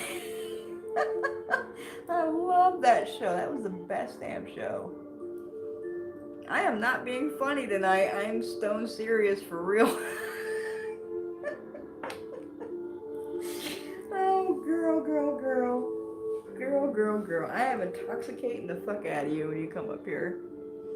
I just bought some, but I haven't received it. So I will check it to make sure. Oh, Moldavite? Is that what you're talking about? I got mine 1 inch for $60. That sounds about right.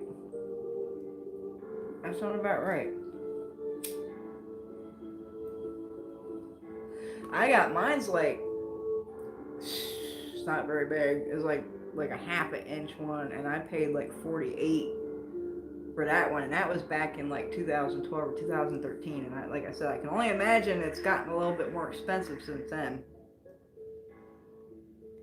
Juju is on YouTube now. I believe the show with the black witches. It's on YouTube. Oh, you mean so like the network is putting them on YouTube? Is that what you mean? Yeah, I'm dying to see that show. I hope it's fucking good. I have such high hopes for that show. Spike, direction, timestamp, reminder. Is there any chance of trapping negative spirits in when I do the spikes? Like I cleanse the house to shoo them out and then spike the four corners. Yeah. I always would recommend cleansing before you put down protection. Because there is always a possibility that you trap some shit in and it can't get out. Before I put down any protection, I clean. No matter what it is. Spike dibs. How many spikes in a set? There are 4. You get 4 spikes in a set for the 4 corners of your property. Can rub a cow tongue on yourself to remove gossip, plus pack it with stuff, etc. Right? See, Tukawaka's giving out the secrets tonight. I have seen 7-day shut up candle. How do I dress it? I have shut up oil and tongue-tied oil and most common herbs. I haven't used the tongue-tied yet, but holy shit, the shut up oil I got is so sticky. So a lot of them are gonna, I don't know if you got it from me.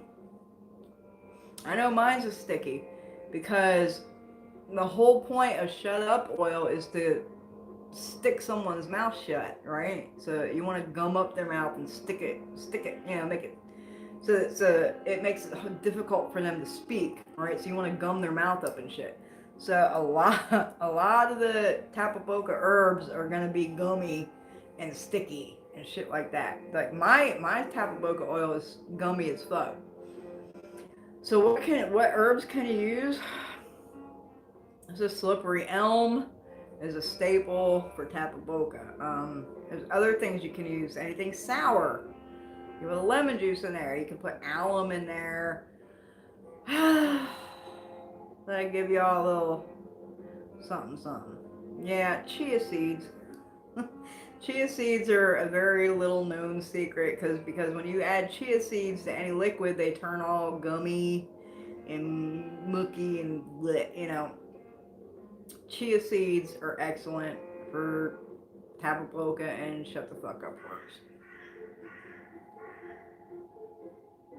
Alum should be a number 1 too. And I tell you, if y'all ain't using the rock alum, like I made the mistake. I got some pure alum powder from, or no, it wasn't alum powder, it was ammonia powder. That's what I'm thinking of. I got pure fucking ammonia powder from this African market down here. It's in this little jar. Man, I made the mistake of sniffing that shit. Oh my lord. Oh my fucking, like my eyes, my nose burned for like 2 days. My eyes was water. Oh, y'all gotta be careful with this shit. And this is why old school real deal workers always say blood, sweat, and tears. Because we done took the knocks, we done took the bruises, we done burned our fucking nose hairs out of our faces, we done half poisoned ourselves to death, we've cut the fuck out of ourselves, we have done so much shit trying to perfect our fucking work and our craft and shit. Y'all ain't gonna do this shit without sacrifice now. Y'all ain't gonna do this shit without sacrifice. And taking your fucking knocks and paying your blood, sweat, and tears. I'm telling you. Everybody thinks this shit's a game.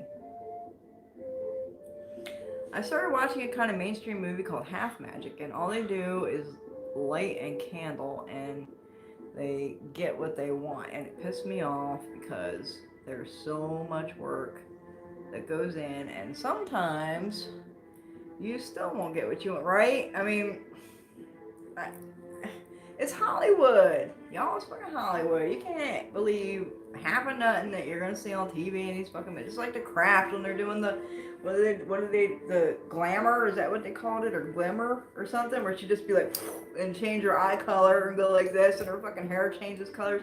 That shit is bullshit, y'all. The shit. That's Harry Potter. Harry Potter's bullshit too. Most of it. Some of the critters are real, but the magic part is definitely bullshit. Do not put no stock into no movie, no TV show. None of this shit is real. And number one, they ain't gonna do real shit in a fucking movie or TV show because they be doing real fucking shit. They ain't gonna be doing that shit. Like, it pissed me off. What movie was I watching? The Believers. Y'all see that movie, The Believers? It's supposed to be about Santeria. And like, there was a part in the movie where they went to the fucking Santero, and he was doing a work with a legua for the fucking the guy who was it Sean Penn or somebody. It was the main guy in the movie, and he was saying a bunch of fucking mumbo jumbo, man. He just said like shui legua, bobo di bodo do shui legua, and I'm like, what the fuck is this dude saying? I was like, this is some bullshit, but. They ain't gonna do real shit in a fucking, in any kind of movie or TV show. They're not gonna do real fucking prayers. They're not gonna do anything real. And like, a fucking Santero is not gonna go on a movie set and perform an actual real ceremony for a fucking movie. They ain't gonna do that shit. They're gonna make up some fucking smoke and mirrors Hollywood fucking bullshit. And I mean, did your parents teach you? Mine always taught me when I was a little kid that movies and shit on TV ain't real. They drilled that shit in my head. It's not real. Because I get upset when I was little and I see people on TV getting killed and, you know, shot in the westerns and stuff like that. I'd be all upset. They drilled it into my head. It's not real. This shit is not fucking real. Now, I don't know what it is with people that put so much stock in these movies and these TV shows. This shit is not fucking real. It's not fucking real. Like, how do people not grasp this? Thank you, Yaya, for complimenting my English. Dear friends, those who have not booked a reading with this amazing lady, I got to tell you, you're missing the whole world. Oh, thank you, Carlos. Thank you for clarifying on the choice to call up on the emotion because I was afraid to lower my vibration by feeling anger again. So, rock on. It's on now. There you go. Sympathy Pains reminds me of the Odd Couple episode where Felix was going through labor. I remember that. I remember that shit. Tales of the Dark Side. Woo! See, I got my old heads in here tonight. Staying up till 1 a.m. when it was on, watching till 4 a.m. Tales from the Dark Side is the best. I'm telling you. Did y'all ever see the one where it was like this little white monster critter thing, and it lived in this little small closet door in like this girl's room? Did y'all ever see that one? And it would hide under the bed, and it would try to grab her feet and shit when she jumped in the bed.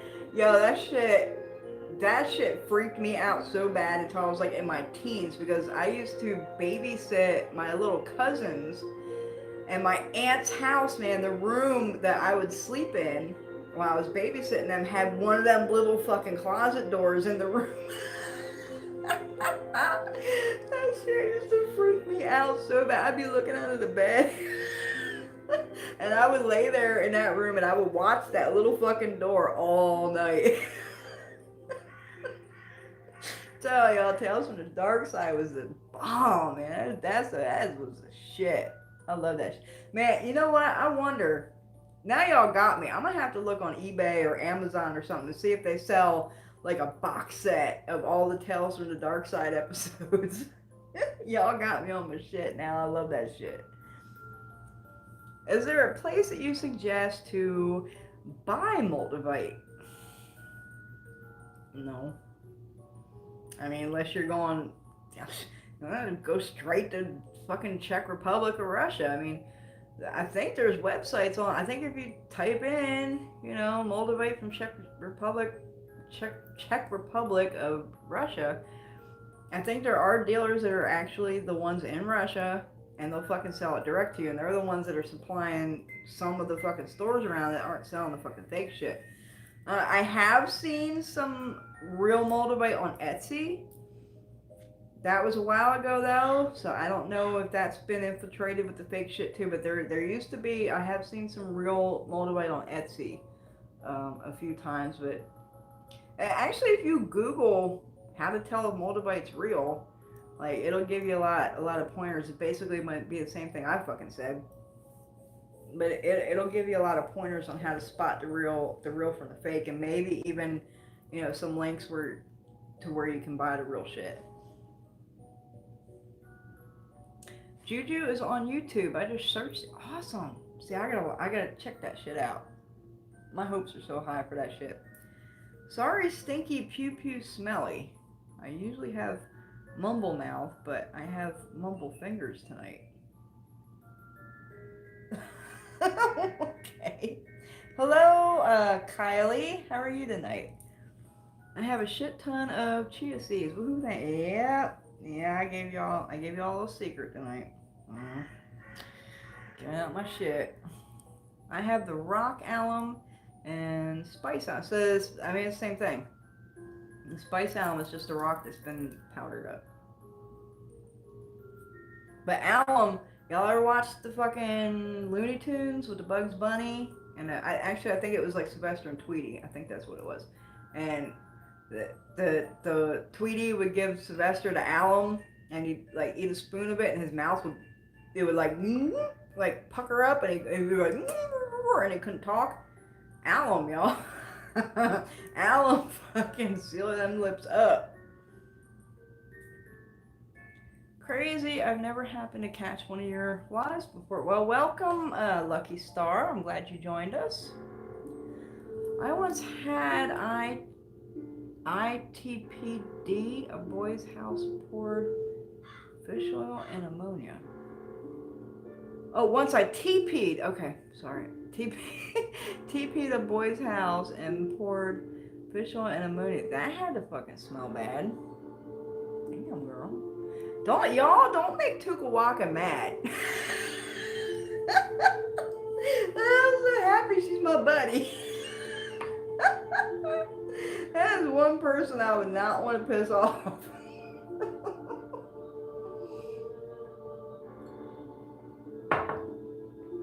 Oh my lord. Yeah, don't make her mad. Oh my god, ammonia. I had no idea until a few days ago when I did ammonia jars and didn't even sniff it. Ooh. Honey, that about laid me out. So bless your heart for smelling the powder. If you think like liquid ammonia smells bad, oh no. Oh no. The powder is like 100 times that. Like, I couldn't believe. I was like in shock. I swear to God, I burnt my nose hairs out. Like my eyes was watering for like 4 hours. I couldn't breathe. I couldn't smell anything. I fucked myself up. That fucking ammonia powder ain't be played with, man. That's some fucking. Y'all don't know, man. So glad that you're still around to tell us about it. Quinetha, do you watch Mother Wisdom? I think I remember seeing you on live. Hit enter too soon. Poured ammonia and fish oil on his vent. Oh, y'all, she's evil. Do not piss that girl off.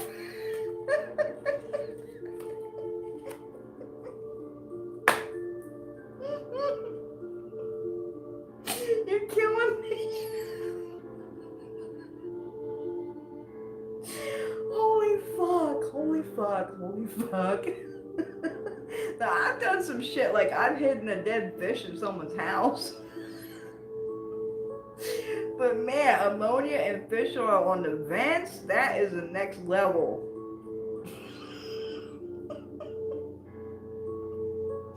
Women are crazy. We are so fucking evil. so fucking evil, man. I love us. I love us. Ain't no man gonna fuck you. Men are no match, man. I'm telling you, I love my men. But y'all ain't no match for a fucking woman, man. Ain't no fucking match. We will do the most fucking evilest ass shit that your fucking mind will not even comprehend or think of. It's crazy. Tukawaka, you are killing me. What are your views on things being fated and how magic is affected by fate? I don't know if I really believe in fate. Destiny is a totally another thing, though. You see, in Lukumi, it's believed that everyone that's born has a destiny, right? And you pick your destiny, or you're given your destiny before you incarnate into a physical human form. And the Ori comes in the top of the head. And what they say is, when the Ori is transplanted into the head, that it pretty much wipes the memory, which is why people are given orishas and spirits and courts and all this stuff to try and make them remember and put them on the right path. So destiny is a completely different thing. Fate, I do believe everything happens for a reason. I have no choice but to believe in that. But I don't know if I would call that fate. Like, is it predestined, and how does spell work affect that? I'll tell you what, if it's not meant to be, the work probably ain't gonna work. Work usually only works, like I said, it's balance and justice if it's meant to be. Like, somebody was talking about love work earlier. I see a lot of people out here doing fucking love work and shit, and they ain't getting good results, or they'll get the person, and then it doesn't last, and they don't stick around. It's because it's not fucking supposed to. It's not necessarily because your work wasn't good enough, but it's more along the lines of that's not the right one. There's somebody else, so they got to get rid of that one, so this next one can come in. That's the right fucking one. A lot of y'all's ancestors don't be approving of y'all's relationships too. They'll drive them motherfuckers away. Just saying. Love watching that show. Man, my old head's in here tonight. Favorite was about the antique store where they sold haunted shit. Oh, that was Friday the 13th, the series. I remember that one too. That was a shit too. Yeah, it was a shit. It wasn't as good as Tales from the Dark Side. Now, I ain't gonna say that. It wasn't. Tales from the Dark Side was the fucking shit. But Friday the 13th, the series was pretty goddamn. I watched that shit. I binge it. I watched all that shit when I was a kid. There was also, y'all remember Freddy's Nightmares? Where they tried to do like a Nightmare on Elm Street TV series. I think it was only on air for like 2 seasons or something like that. But that shit was pretty fucking crazy too. Man, Tales from the Dark Side, ain't nothing beating that shit. I already answered that question. The one with the mannequin scared me so bad. I don't know if I remember that one off the top of my head. I feel that way about Charmed, right? About all this shit. Tom and Jerry was the shit. There you go.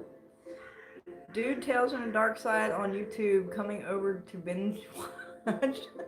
I'm telling you, as soon as I'm done with this live, I'm going on eBay or Amazon. I'm going to see if they got a fucking box set. Y'all got me in my shit.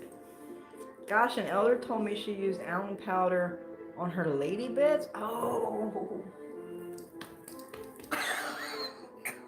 You just made me like, oh. I could see it.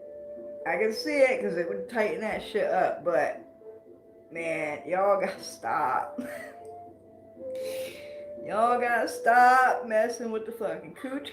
I'm telling you. Cooch is magical as fuck as it is. Y'all need to be doing this shit. You're fucking shit, man. Y'all are gonna. Just leave your lady bits alone. Seriously, y'all, keep it clean, and that's all you gotta do. It is a naturally self-cleaning fucking organism. It balances itself out. Y'all are throwing off your pH. Y'all are fucking yourselves up with this shit with these hoodoo, voodoo, fucking pussy douches and like all this. I seen an article where people were sticking fucking wasp nests up their fucking hoo-ha, and all that. Y'all gotta stop. Y'all gotta stop. You don't gotta be doing shit to your fucking hoo-ha to get a man. I'm telling you.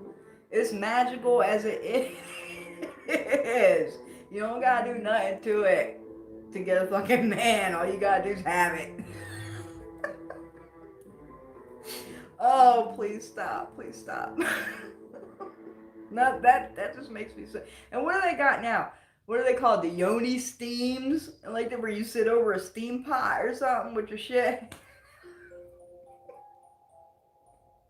Y'all stop. Y'all stop, please. There is nothing gonna make your fucking hoo-ha more magical than it is. Please, y'all are fucking yourselves up. Please. Please stop fucking with your fucking hoo-has. Please. I knew a lady. No fucking shit. She was so paranoid about her shit smelling down there that she used to douche with fucking bleach. Y'all, I am not lying. I am not fucking making this shit up. She would douche with fucking bleach, and it fucked her shit up so bad. Like, it got all, I don't know, it got bigger than it should have, or like something from her fucking weight. And she went and got a surgery where she like got the labias cut off and made smaller and shit because she fucked her fucking shit up so bad with this fucking bleach, y'all. Y'all gotta stop with this shit. Please, please, please, please. Okay.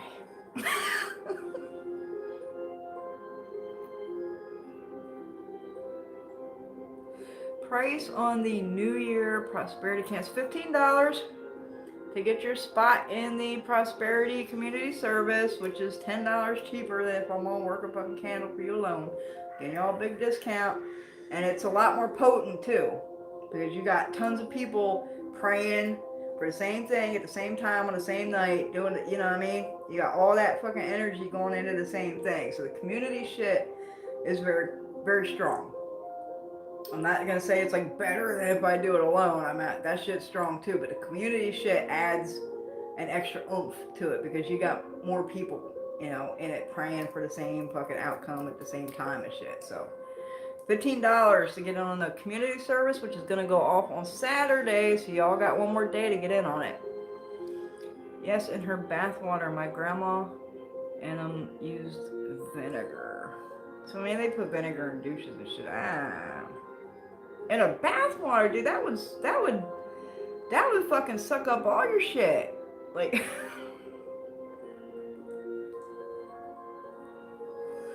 your little butt pucker be all like fucking.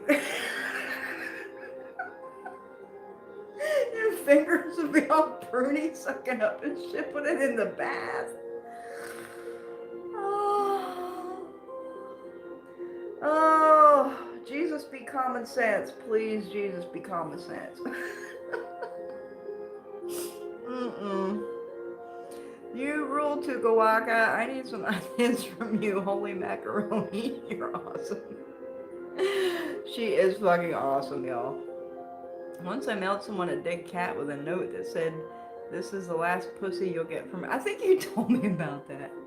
Tukawaka is notorious for mailing dead things to people. Sometimes it's not done in a nice way.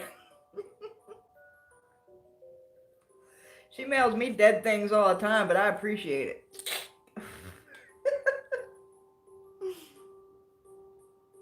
Do y'all know what it means to dream of pumpkin seeds?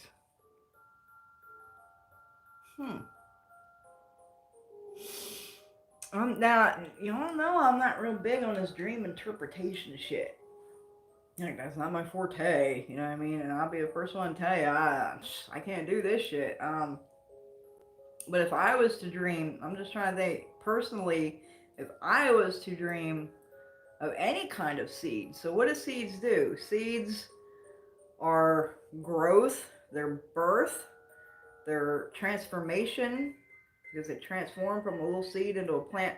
They're also destruction, because that little seed got to, blow up to transform into the fucking plant. So seeds are very symbolic in all kinds of ways. So that could be, a new life, a new growth, transformation, and there's usually going to be some kind of fucking chaos before a transformation comes through.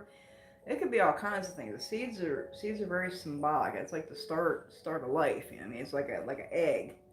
It's like that's where life fucking begins. I wanted to ask before, but fuck love work. Love work fucked up my life for 10 years. Still paying for that, right? That's why you gonna pay out your ass if I'm gonna do some love work for you. I hate that shit. But do you think bisexuality changes the way you work with it? No. I don't. No, in fact, I think a bisexual person would have an even better resource of energy that they could draw from, because then they would kind of have like the feminine and the masculine energy with them, right? So you got two things you can pull from there. Same way with like homosexual people. Like females would be pulling a lot of that masculine energy, where the males will be pulling a lot of the fucking feminine energy. But it doesn't hinder doing the work in any way. It's just a different type of energy you're working with and a different way you're gonna have to fucking go about it. But would it affect it or hinder it? I don't know, not at all. I don't think a person's sexuality really matters much at all in any of this fucking shit. Now, some of the traditions I'm in, are old school fucking shit, and like they don't allow homosexual or gay people in there, but there's reasons for that. There's reasons that they're not allowed in some of these traditions, and it's really a lot to do with lineage and passing things on stuff, because that's how a lot of these traditions survived. They were passed down through lineages and through initiations through lineage. So that's a lot of reason why homosexuals and stuff aren't allowed in some African. Actually, it's very few. There's one or two I can think of that doesn't allow homosexuals to join, but the rest of them are open, like Lukumi and stuff. Plenty welcoming to anyone of any sexual orientation. Now, there was a thing, I remember one of my friends that's a priest was talking about, they were doing a bembe, and someone, I don't know if they were transgender or if they were just transsexual, but someone, I think it was a woman who was gay. She showed up in pants to a bembe. She didn't want to wear a skirt, and like that wasn't. I mean, you can be your own, what you want to do all you want, but when you come to ceremonies and in front of spirit, you gotta come the way you are. What you got between your legs, you gonna wear a fucking dress. You gonna wear a dress in front of spirit, you know what I mean? And then there was another thing where, like, I think some homosexual men wanted to wear a dress instead of pants. Like, they're accepting, but you gotta come fucking proper for what's down there, you know what I mean? Because spirit knows what you got under there. You know what I mean? So there's a proper way to come presentable to, these kinds of ceremonies and rituals and stuff. And it's just respectful.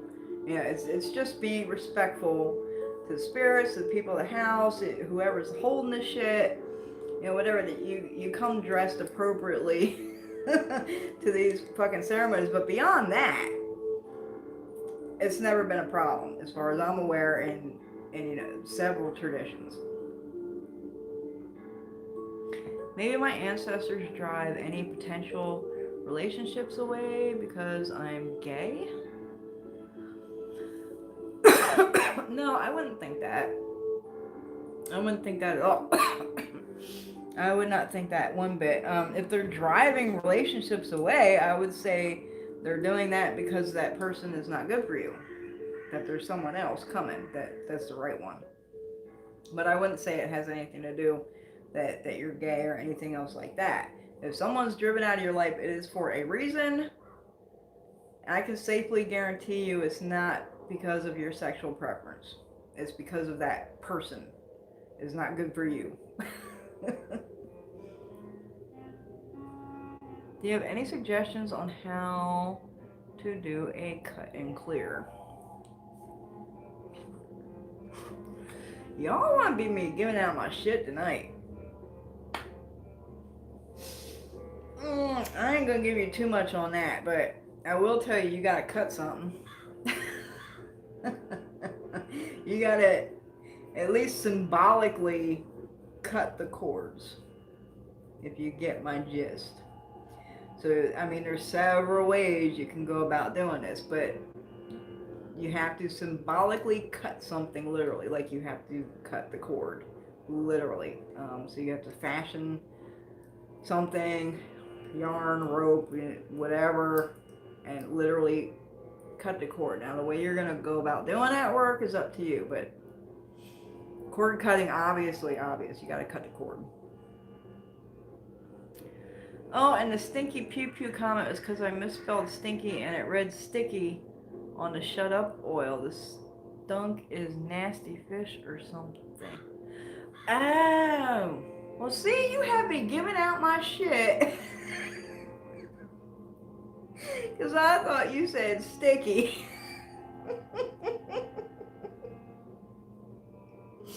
So stinky. Okay, so yeah, a lot of oils are stinky, man. Y'all don't be buying my road opener oil. I'm telling you, that is the stinkiest goddamn. I popped the top on that bottle, man. My whole room be fucking stank up. That shit is so fucking stanky, but I tell you, it is good fucking shit. Most of your real deal fucking conjuring condition oils do not smell that good. A lot of them are tolerable, like it's not an awful smell or anything, but it's not going to be a pleasant, oh, I want to wear this, it smells so good and perfumey. If you get your shit and it smells super good and yummy and perfumey, unless it's like love oil or come to me oil or something like that, that shit probably is not any good. It's probably not fucking real deal. Most real deal conjure oils have been sat places, buried places, and they have been infusing for a long, if they're done properly, they've been infusing for a long fucking time, and all them herbs and the dirt and the fucking animal parts and all the shit that goes into making these oils and stewing in this fucking oil. Maybe it's buried in the fucking ground somewhere for 21 days. You know what I mean? Or so, maybe it's buried for 3 months. My Bremenum oil takes 9 months to make that fucking shit. 9 months that shit got brewed before it can be fucking even see the light of day. Most conjure oils do not smell flowery, fruity, and pretty. There are exceptions, like Van Van. Van Van should always smell good. It should usually smell like lemongrass, lemon drops, citronella, shit like that. Van Van should always smell good. Certain exceptions to this rule, but most real deal conjure oils do not smell great. A lot of them smell awful. Some of them are tolerable. They don't smell terrible, but they're not going to smell really good. No, if your shit is stinky, I don't know, shut the fuck up oil smelling like fish.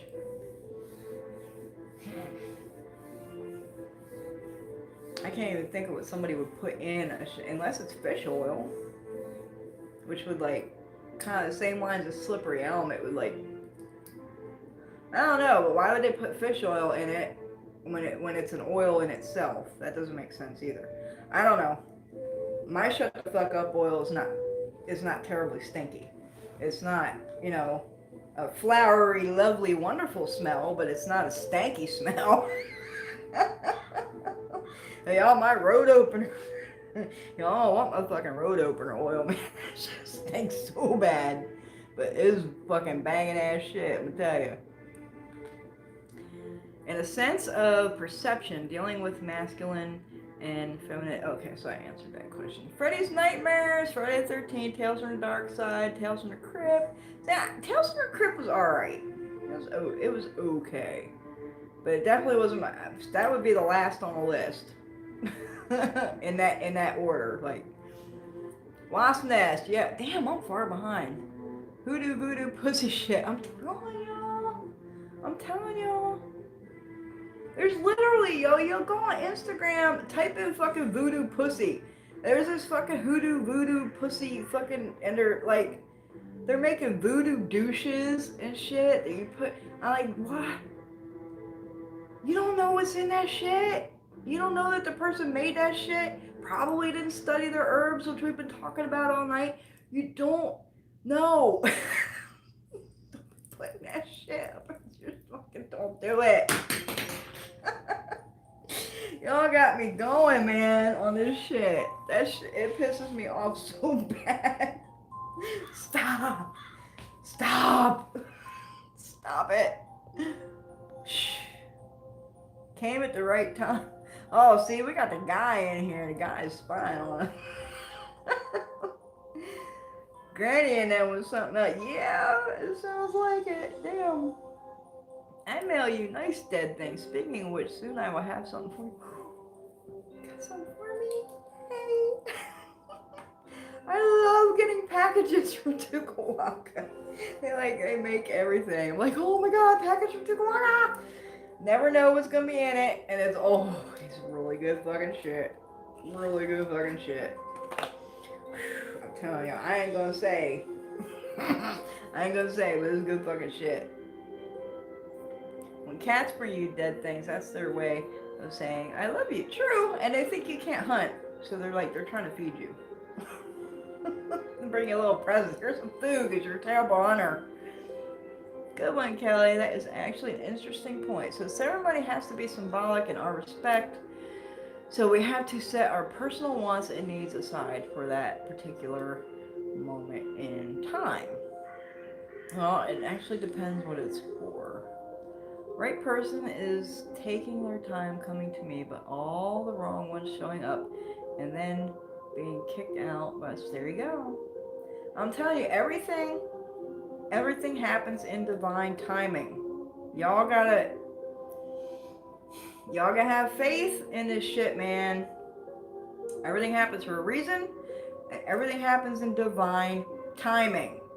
The shit is gonna happen when it's supposed to fucking happen. That's why people, if you see anybody saying that they're gonna do work for you, and it's gonna work in 3 days, it's gonna work in a week, it's gonna work in 21 days. If they give you a specific time frame that this shit's gonna work, run. just run away. We don't set the fucking time frame. Spirit sets the fucking time frame. There's things we can add to try and speed spirit up a little bit, but it's still gonna happen when it's supposed to happen. When spirit deems it to fucking happen, when spirit sees a window or when the shit's supposed to happen, it's gonna happen. And ain't nobody can predict that. Ain't nobody can put a fucking time on when spirit is going to fucking act on something and when something's gonna manifest. If you see anybody putting time on shit, 90% of the time, my shit works pretty damn fast. Like, my shit, I'd be really shocked sometimes how fast my shit works. But sometimes the shit don't work that fast. Sometimes it takes 3 months, it takes 6 months. Sometimes it takes a year, 2 years. You cannot predict the fucking time frame, and you cannot guarantee, number one, that it's going to work, and you cannot guarantee the time frame that it's going to work in. If you see somebody guaranteeing their work or giving you a time frame, fucking run. Fucking run. You have been warned. Fucking run.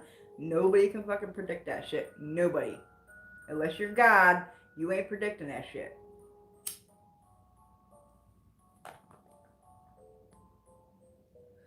Stinky Asofeta, Devil's Dawn. Yeah, that shit stinks too.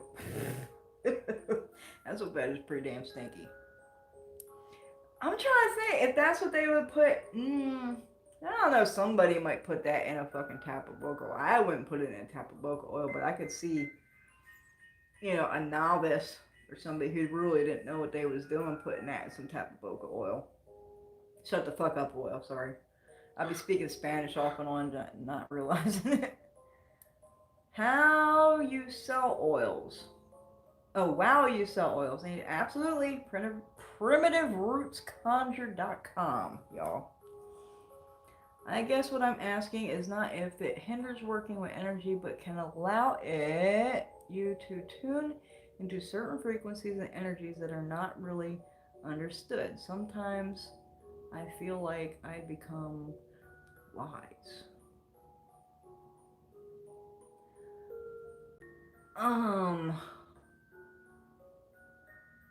I mean, it does allow you to tune in to things that, I mean, if you're talking about being bisexual, if that's still the conversation we're having, it does allow you to tune into more so into energies that, let's say, a straight person wouldn't be so attuned to, because, like I said, you would have kind of like the energy of both, right? So you'd have some feminine and some masculine, where most women would mostly be masculine.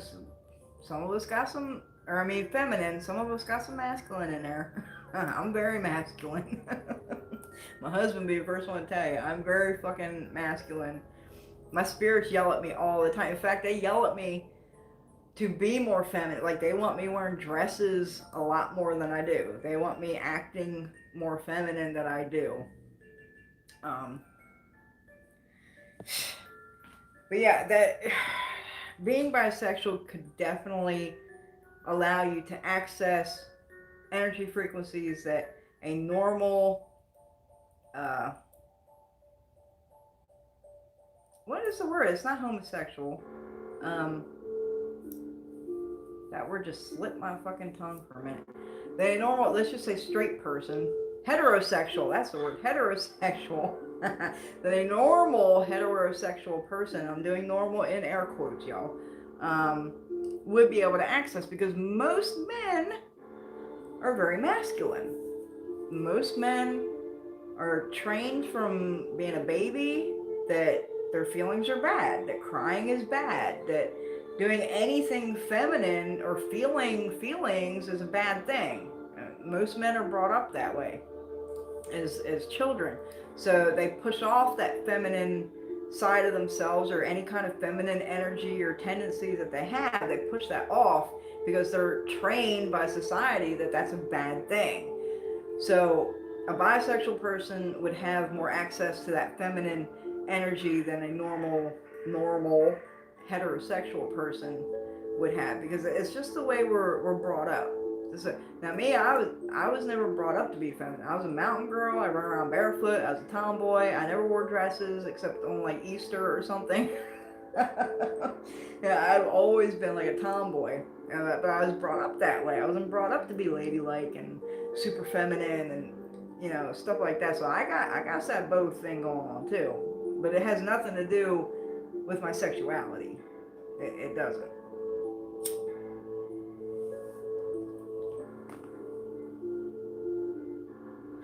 Tukawaka, you are just a joy. Yes, she is.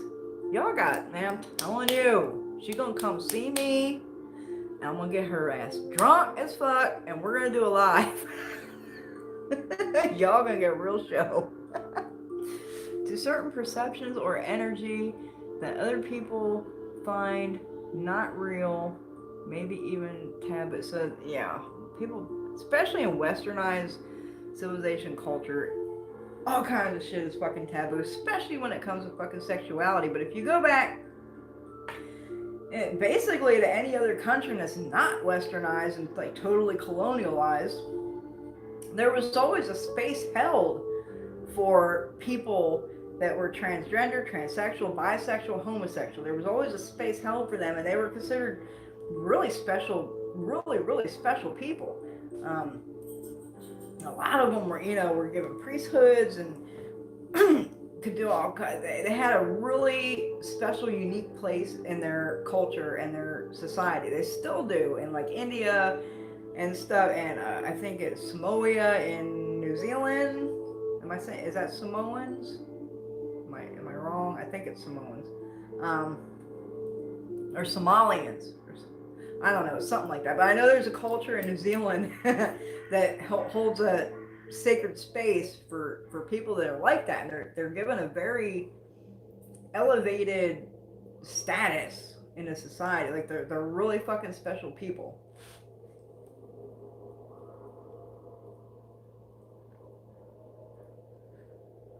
Is he single? Is who single? Who the fuck you? Girl, are you sure you're not drinking tonight?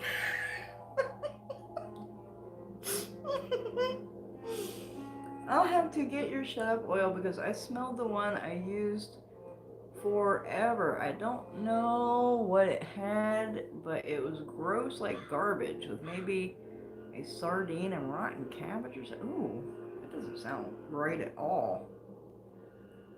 So mine is not a pleasant, it's not a pleasant smell, but it's not stanky. But it is sticky, which is what I thought you fucking said to begin with. It's kind of gummy and thick and sticky, but it's not stanky. Have you heard about taking turpentine and sugar? So I think that was like an old medicine, wasn't it? Turpentine's used in conjure for a lot of things. Now actually taking it, like I think they used to give it to people as like a cold medicine or something back in the day, if I am not mistaken. Turpentine with sugar, you would take it. Turpentine's used for all kinds of shit. It's real good for cleansing, especially if you're trying to remove negative energy, trying to uncross some shit. Throw a cat full of turpentine in your fucking floor wash. Turpentine is very useful in conjure for all kinds. In fact, I'm getting ready to do a work coming up this week, and it's gonna be having some fucking turpentine in it. Turpentine is very useful.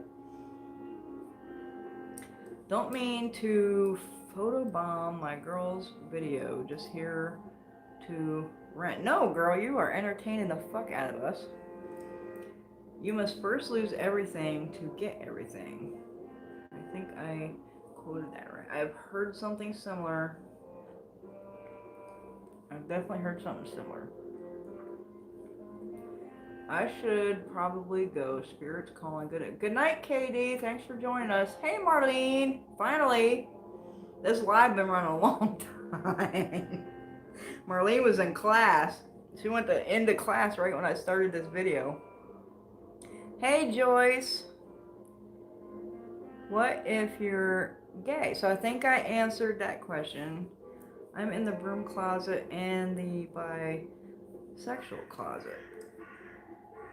Well, I mean, only you gonna know when it's time to come out, but at some point you're gonna have to be more true to yourself and who you are.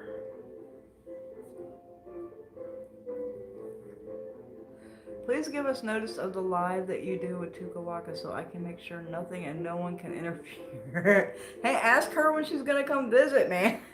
She just got back from Hawaii, so it probably won't be for a minute, but she's definitely coming down here. Being in a closet as bi-gay was one of the most unhealthy places I was in. Right? That's what I'm saying. Y'all gotta be real, man. Y'all gotta be real. And if you lose people by being real, then them people ain't meant to be in your life. Simple as that. Even if it's family. Sometimes you gotta cut off toxic family, but it does not mean that they're not family. You know what I mean? But sometimes you just gotta keep that shit out of your space. If you lose people by being you and being real, then that ain't your fucking people. They ain't supposed to be in your life. And you find people that's gonna fucking be there. That's supposed to be there.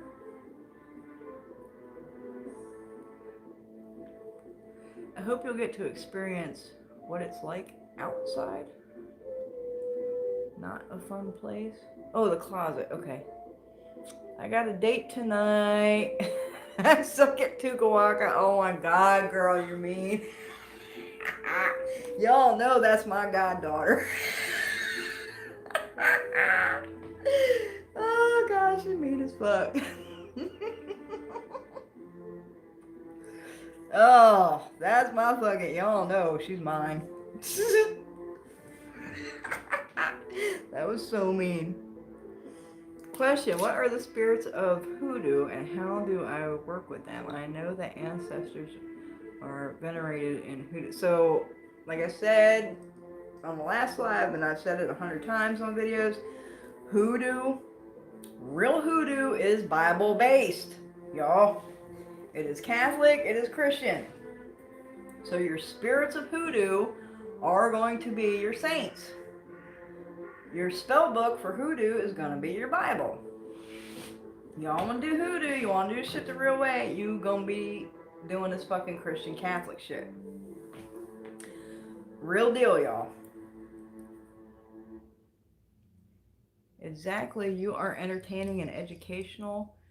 At the same time, it's much appreciated and fun to see the banter between the two of you. I'm really boring in real life. Yeah, right. Marlene, where do you want me to... You all are fucking killing me tonight, man. Y'all are fucking killing me. Yo, Marlene, can I tell them? Can I tell them the lesbian story in the hotel? Can I tell them? I won't tell them without your permission. Let me tell them. That's some funny shit. When my mom, when my mom was a kid, her grandmother used to give them turpentine and sugar as cough medicine. Right, yeah. I know I heard that. Thought on psychedelics. Psychedelics can be very good, but they can also be very bad. Just like anything, double-edged sword, y'all. Yeah, sounds... Sure, go ahead. That already sounds bad. The broom... So, y'all, when Marlene... Marlene never left the state of California. Like, in her whole life. She never been out of state. Never flew on a plane. Never been anywhere, right? So she gotta fly out to our fucking Bonanza to get initiated, right? So we fucking booked a hotel together to save some money. And her whole family was like really concerned because she didn't tell her family or anybody, you know, that she was leaving for initiation and what was going on or what the fuck she was doing. So, so they knew she was staying in a hotel room with me. So we had this running joke where I turned her lesbian, and I was her new girlfriend, and my nickname is Sugar Bush. So she went back to California and told everybody that she was now lesbian, and Sugar Bush was her sugar mama. Oh god, it was so, y'all, it was so fucking fun. And what's really funny is that after, can I say this? Hold up. After you join certain traditions, you have to abstain from sex for a period of time. So this made it even more believable that she had turned into a lesbian because she was refusing sex with her boyfriend. And we turned her into a lesbian. And me and her was lovers, and my nickname Sugarbutt. It was a fucking riot, and we kept it going for like a month. It was so much fucking fun. It was hilarious.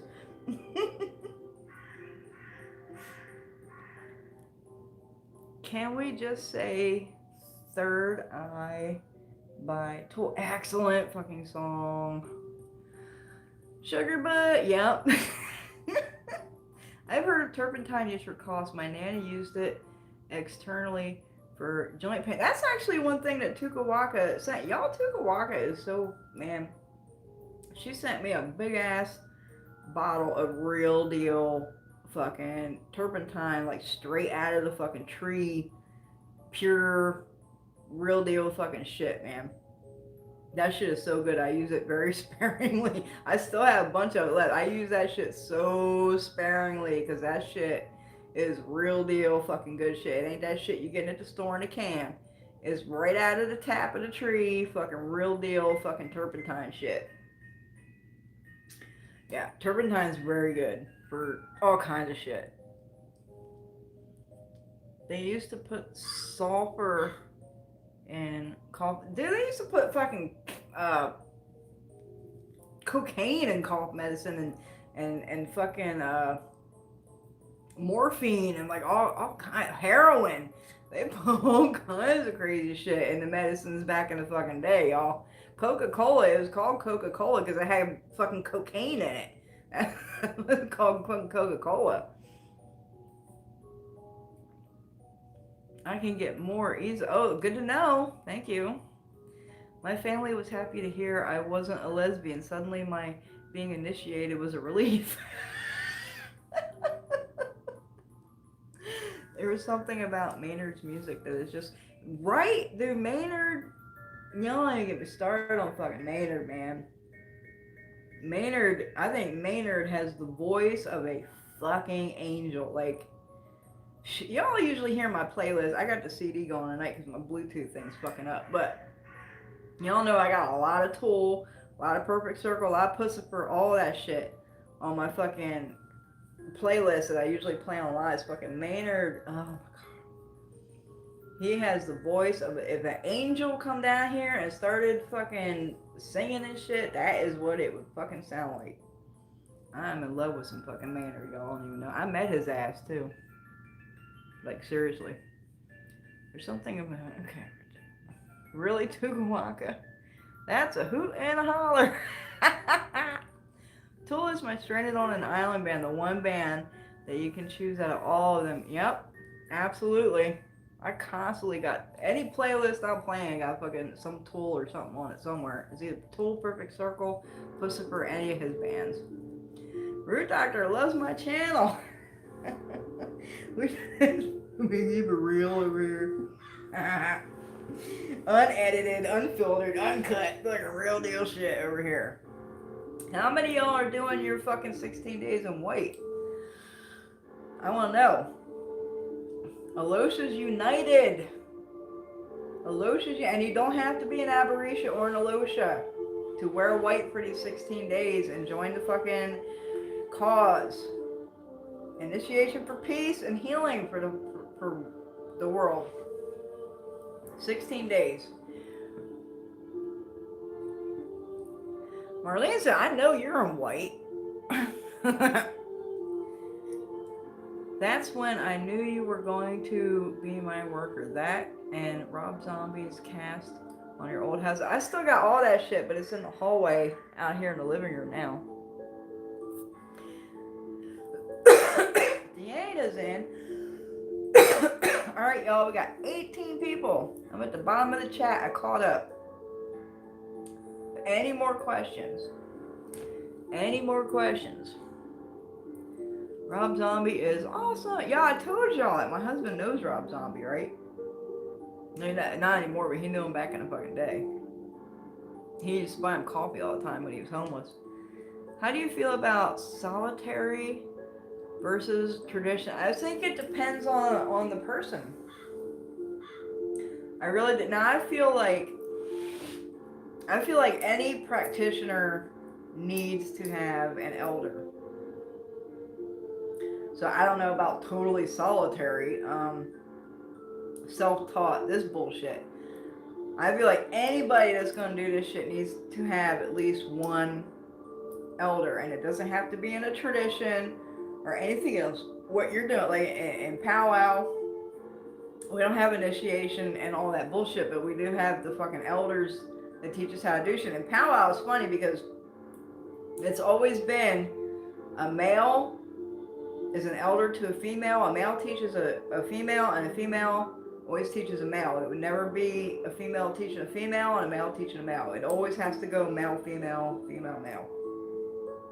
But I firmly believe that everybody who's real gonna want to do this shit for real, everybody needs to have at least one elder to train and teach and learn from. You gotta have at least one. And when it comes to traditions, they're not for everybody. Initiation is not for everybody. It is not. Not for fucking everybody. It really depends on the fucking person. Because it ain't for fucking everybody. But I really think that every person who's gonna do this shit needs to have at least one fucking elder.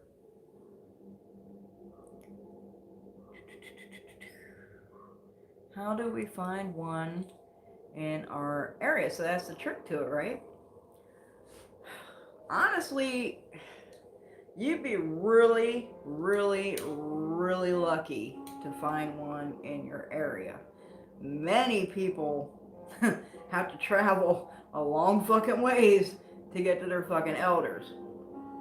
Like, I'm fucking 14 hours over here to my fucking elders. But, y'all got it so easy, man.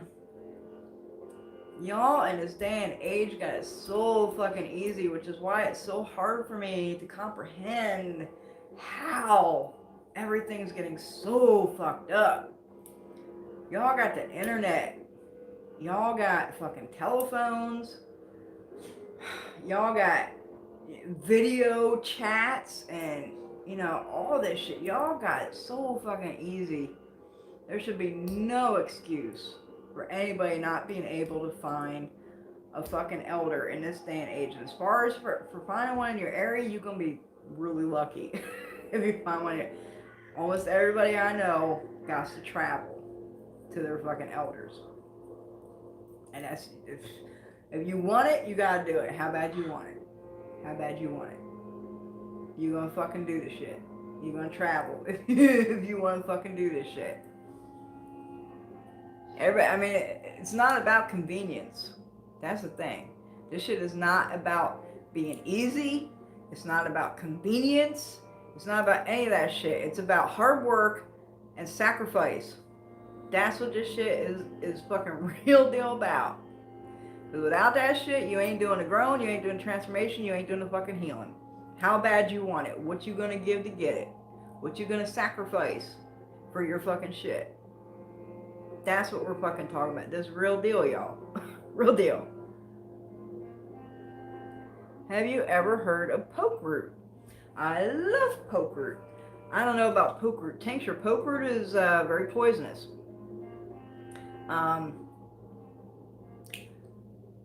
So poke root is a big deal, especially in the South. There's actually poke root festivals down here where they make like poke root salads and stuff. Now the salads that they make with the poke root, it's very, they use it in the salad when it's very young. They use the leaves of the plant when they're just little baby leaves, right? So they're not really got into their toxicity yet. But the berries, the full grown leaves, and the entire plant, the root, is very poisonous. The poke root is very useful for all kinds of conjure shit. The berries can be made into ink. Okay, that you can do all kinds of shit with that. You can use it, writing petitions, doing sigils. Like, you can use poke root berry ink for like all kinds of shit. The poke root itself is very good for protection. It's very good for, and I'm talking about the root now, not like the stems and the leaves and shit. I'm talking about the root of the poke root. Very good for protection. Very good for reversing. Very good for cleansing, removing enemies, and like all that kind of shit. Poke root, I love fucking poke root. Not a whole lot of people know about the poke root now. Not a lot of people know about that shit.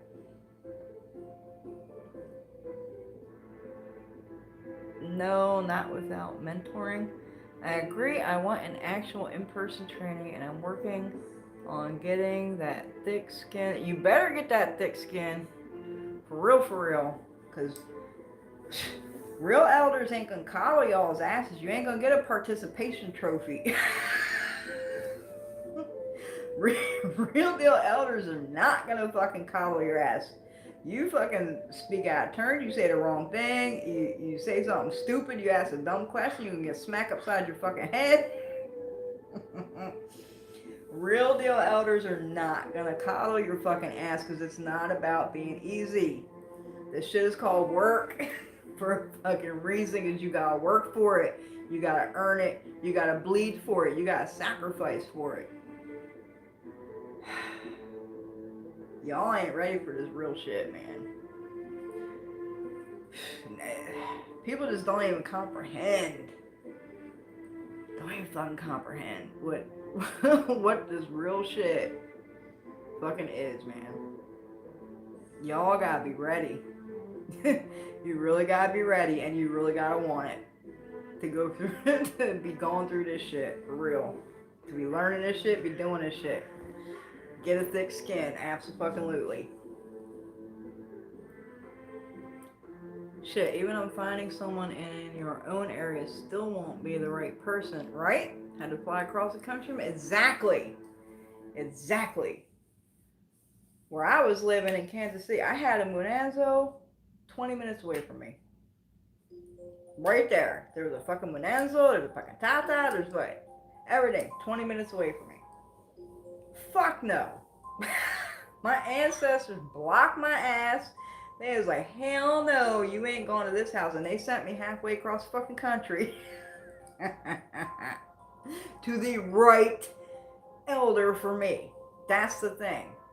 You can find, you might be able to find an elder in your area. Are they going to be the right elder? Are they going to be the right elder for you? That's the fucking thing. I don't know too any people that don't got to travel for the right fucking teacher and elder, house, tradition, whatever the fuck you're doing. You're going to have to fucking travel. Unless you're in a big mecca like California, New York City, and even then for the right one, you might have to fucking travel. You know, but the big mecca is Florida. You know, there's a lot of fucking workers in California, Florida, New York. Hell, even in Michigan, Detroit and stuff. A lot of fucking workers out there to pick and choose from, but it still might not be the right one for you. When you're looking for an elder, the only thing you gotta do, light a candle to your ancestors, give them some fucking water, and ask them for guidance. Ask them to open your roads, clear your paths, and guide you to the right elder for you. That's very important. The right one for you. You don't just want any fucking elder. That's how people get in trouble. That's how people get ripped off. That's how people get scammed. You ain't just fucking going to just any old Joe Schmo. You gotta get to the right one. But my elders are only a phone call away, right? Nothing worth having is ever easy. Nope. Nope, nope, nope. If it's free, it ain't no good. I have heard of poke root, not an herb to mess with without guidance, right? I'm telling you, girl, they have poke root festivals. We had them in Kansas City when I was there, and they have them down here too, where you eat poke root salad and like all this shit. But like I said, they make the salad with the little bitty baby leaves on the poke root that aren't, you know, toxic or anything, because they didn't grow into their fucking toxic state. How do you know which path is the right one for you? A reading can tell you if you have an opening for a path. Because not everybody can join everything. It's not everything is for everybody. So first, you have to have the path for that tradition. But a reading will tell you if you're interested in a certain tradition, you got to get a reading with a practitioner, a priest of that tradition, and they will tell you if you have the path, if you have an open path for that tradition. And then they will tell you if you have an open path to their house. Because like mine's the one that was 20 minutes away from me, he read me. He was like, oh yeah, you got the path for this shit. And then he kept going and he was like, but you can't come to this house. I had the path. But I had to find the right house and the right godparents and stuff for me. So yeah, a reading will tell you if you have the path. But if you're interested in a path, a certain tradition, I would definitely recommend researching it. But at the same time, especially if it's an African tradition, because this shit is secret and it's sacred and it's full of mysteries.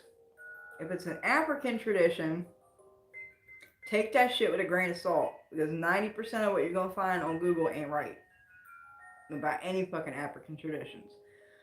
But I would get the basic gist of the tradition and make sure you're still interested in it before you go fucking do that shit. I was talking about somebody the other night. Was it you, Marlene? We were talking about Orisha and people wanting to know their fucking crown and shit all the time. That shit, I don't know why people do that. Everybody wants to know who their Orisha is, who's my crown, who owns my head, all this shit. Why?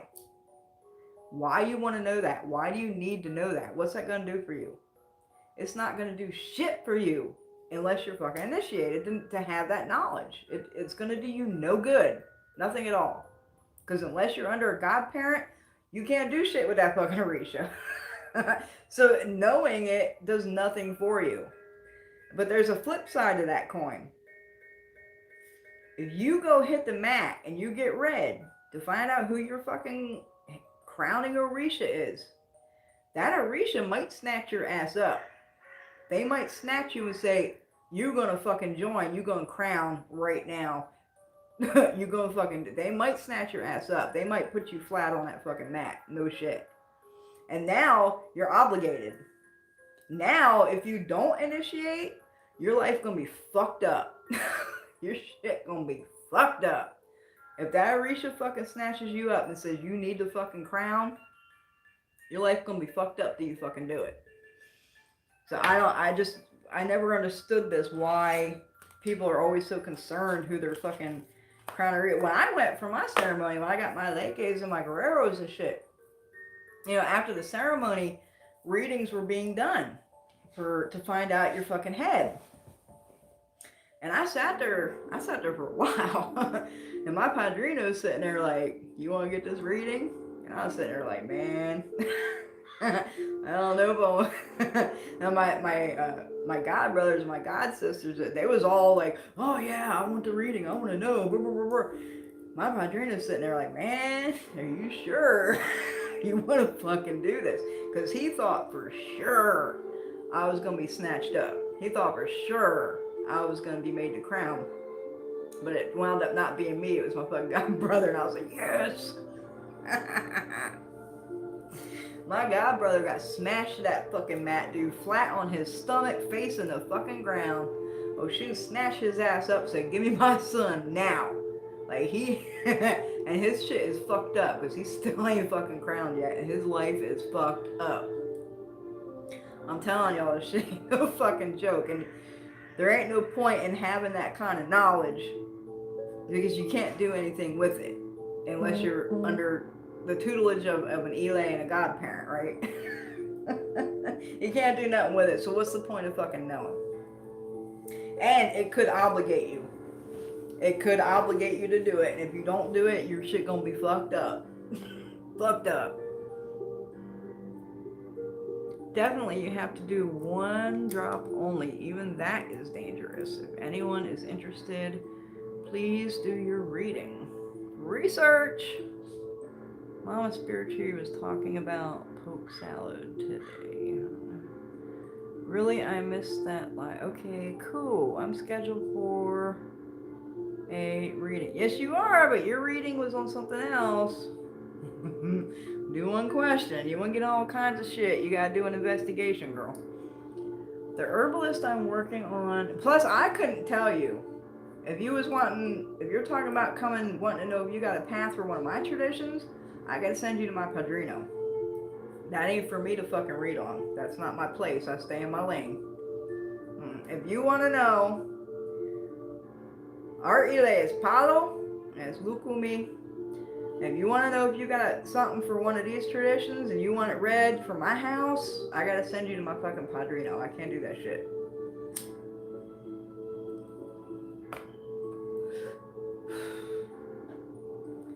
Either today or yesterday, but I have never heard of it. I thought poke was raw fish. That's funny. I am used to getting hit in the back of the head by my adopted Italian mom. Poop. She said poop. Like in the movie Stay Alive. She said poop. Them Italian nanas, man, they don't fuck around. Shh. They'll take that shoe off and just like, back. Italian grandma's at I'm half Italian. My dad's mom. The whole side of my family's fucking pure Italian. Off the boat, fucking Italian. She's fucking something, man. And she's so funny because she's little. I'm 5 foot, y'all. I am short as fuck. My Nana about 4.5 foot.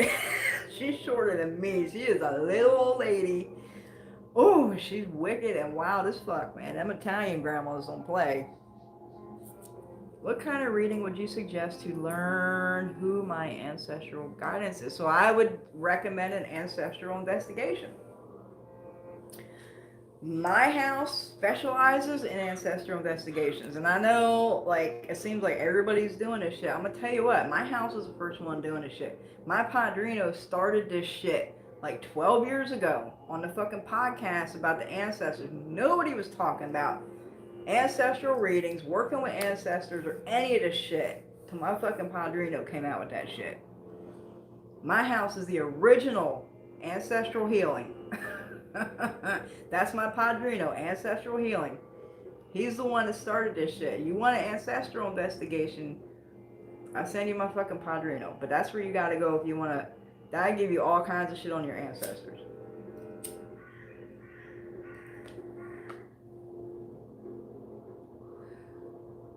Southern California. I believe Marlene's in Southern. Is it Southern California, girl, you're in? Cool. I was looking into moving to Florida. That's where my mom is, and a huge swing dance community. So I gotta respond to your email so I can get that reading done. I won't forget. Yeah, please don't. I've had that shit on hold.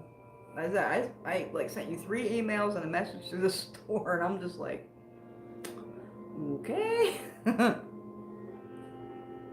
Yes, it was us talking about Orisha. Okay. Last night, Sugar Bush. I love my goddaughter. I love her and I can't stand her at the same time. No, you know I'm playing. Don't get impatient to join up. Build ancestor connection. Cleansing habits. Discipline. That's my girl. I am not in a tradition, not sure I ever will be. Maybe when the time is right. Development, spirituality, number 1. But I know you work on fucking, I know you're doing that spiritismo shit. I know what you're doing. You think I don't know? I know what you're doing. She's right, y'all.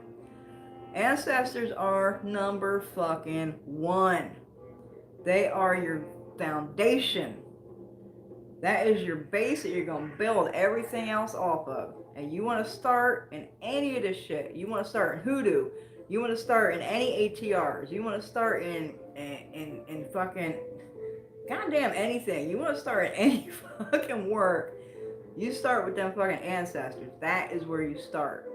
You elevate them. You make them fucking strong. You going to be strong. And you're going to have a firm fucking foundation to start building off of from there. Ancestors number 1. Always. Always. Everybody always wants to skip the ancestors. Everybody thinks that Orisha and deities and goddesses and gods and like, they think that, oh, this shit is so powerful and it's so all this and that. And they always skip the ancestors and they want to go right for this fucking shit. Y'all ain't skipping the fucking ancestors, man. Ancestors are number 1. And I guarantee you that they are going to have more of an effect in your life, more strength in your life, more power in your life than any goddamn fucking spirit out there. Ancestors. Ancestors, number 1. Thank you, Tukawaka. I've been mostly researching into a deep rabbit hole, but then I kept getting told that I'm going into analysis paralysis. That's a tongue twister. And need to start doing something. I got the same shit, girl. That's all I got. That's all I got put in the shit I'm put in. I was doing my ancestral shit. And I've been doing witchcraft, brujeria, and all this shit since I was 9 years old. But I was a little bit all over the place, right? Doing a little bit of this, doing a little bit of that. And I never found a path that was resonated with me because I found flaws in all the ones that I looked at. They dragged my ass, literally dragged my ass to the door of this fucking Bonanzo. And the second I walked in there and I seen this shit and I never even heard of it, I know what the fuck it was. My heart, man. My fucking heart. I was like, oh, like I was home. Like I literally, it just snatched me up. It was like home. I found my place. This is it. This is the thing I have been searching for my whole fucking life. This is the fucking path. And that's all I wanted. That's all I wanted. That's all I wanted to do. And the Orisha, the Lukumi, the Orisha shit, man, I ran from that shit for 2 years. I was like, I don't want that shit. I don't want nothing to do with it. I'm a Palo. I'm happy with my Palo. I'm happy with my Pow-wow, my ancestral shit. Like, I didn't want nothing to do with that shit. 2 fucking years. I ran from fucking Lukumi. And here I am. Fucking lake age. Fucking warrior sitting out the door. Yeah. When they put you in some shit, man, when they say shit, you gotta do this shit. And you don't do this shit, that's what I'm telling you, man. You get into this shit, you get obligated.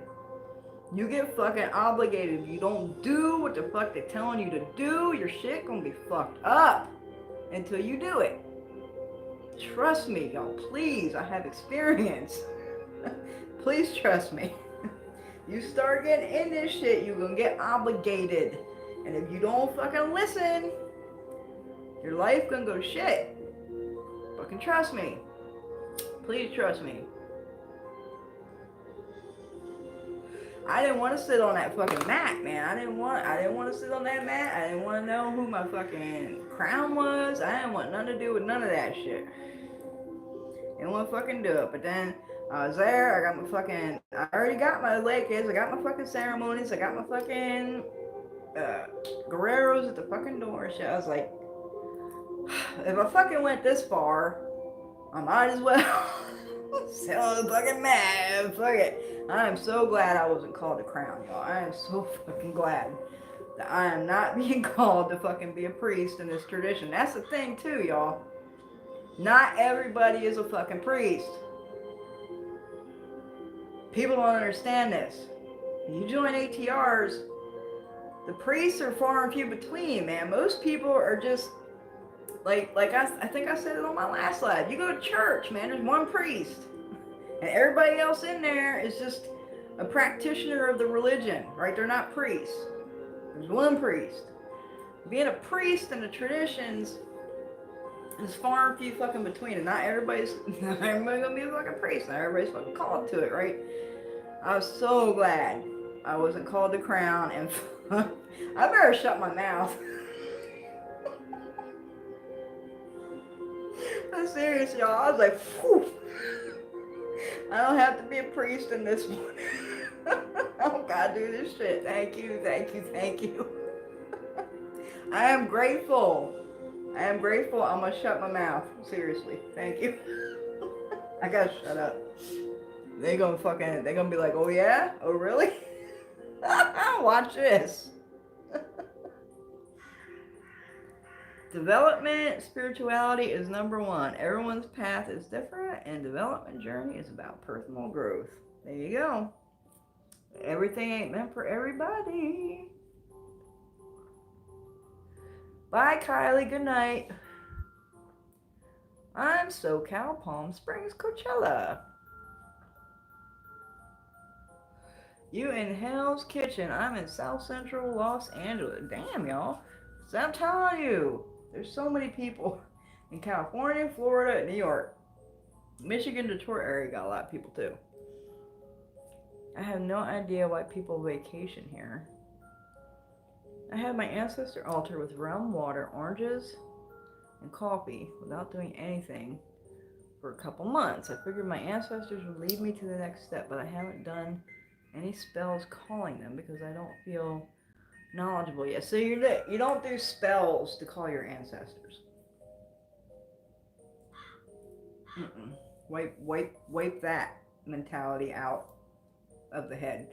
You don't do spells to call your ancestors. You just fucking venerate your ancestors. There's no spell work involved. But I don't understand the oranges. Did they like oranges? What was the oranges for? Unless they liked oranges. Like my grandma, she liked peaches. Like, so I give her peaches sometimes. But no spell work involved in venerating, honoring, elevating ancestors. None at all. It's simple conversation. Y'all make the shit too complicated. Conver-fucking-station. That's all you gotta do. And you can't just... See, and that's the thing, too.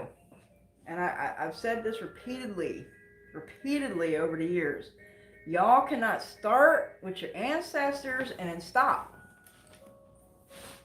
You can't do it one day and then not attend them for 3 months. You can't do that shit. Or they gonna fuck your life up. Your shit's gonna get fucked up. They don't like that. They don't like that when you pay attention for a minute and then you fucking ignore them for fucking 3 months. You can't be doing that shit. Ancestor veneration should be daily. Daily. Minimum weekly. At least 1 day a week. Set that day aside for your ancestor. Refresh their water. Make them fresh coffee. Give them fresh offerings. Like, give them a new candle. At least 1 day a week. But it really should be daily. Y'all cannot start something and then stop. They get pissed off. Because you're paying them attention, you're elevating them, and then you stop. And then they stop. And then they're being ignored. And they get fucking pissed. And then they're going to fuck your fucking life up because they're pissed off. Does that make sense?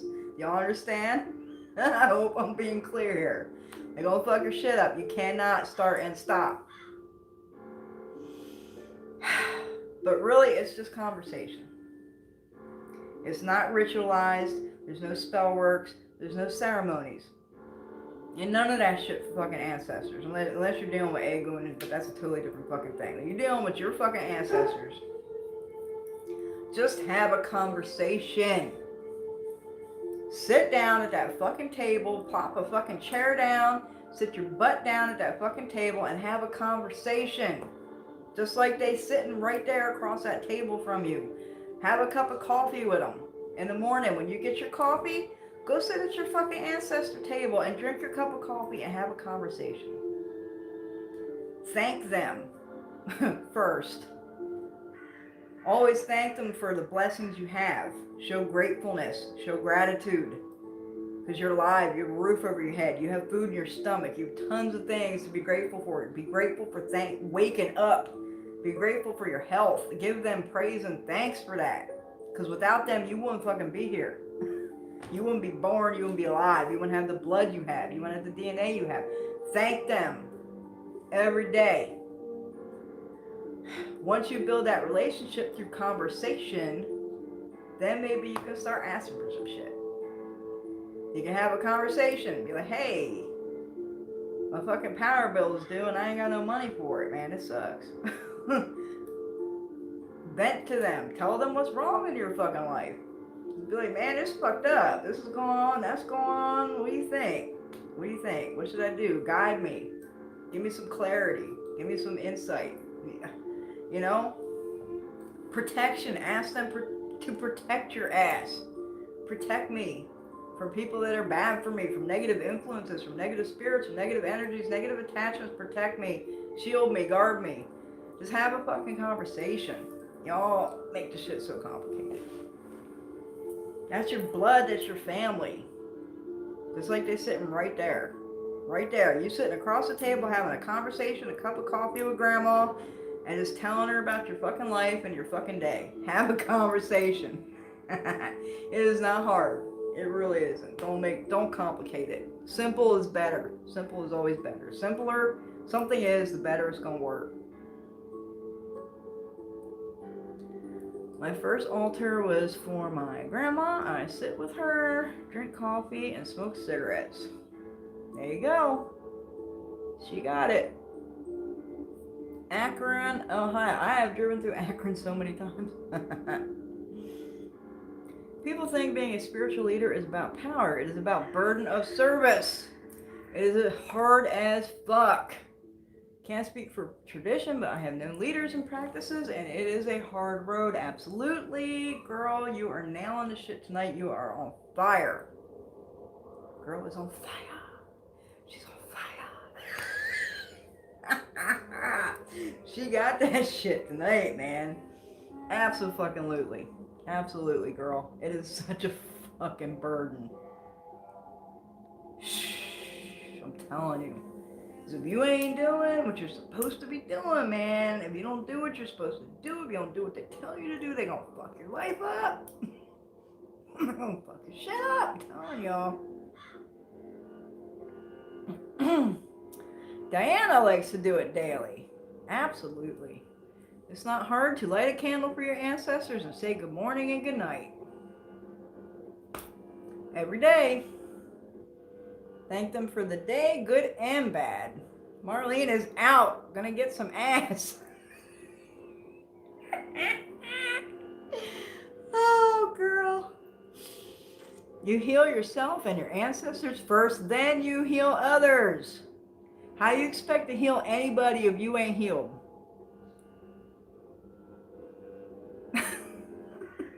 Common sense, y'all. You take care of your spirits and ancestors by taking care of yourself. They are you, you are them.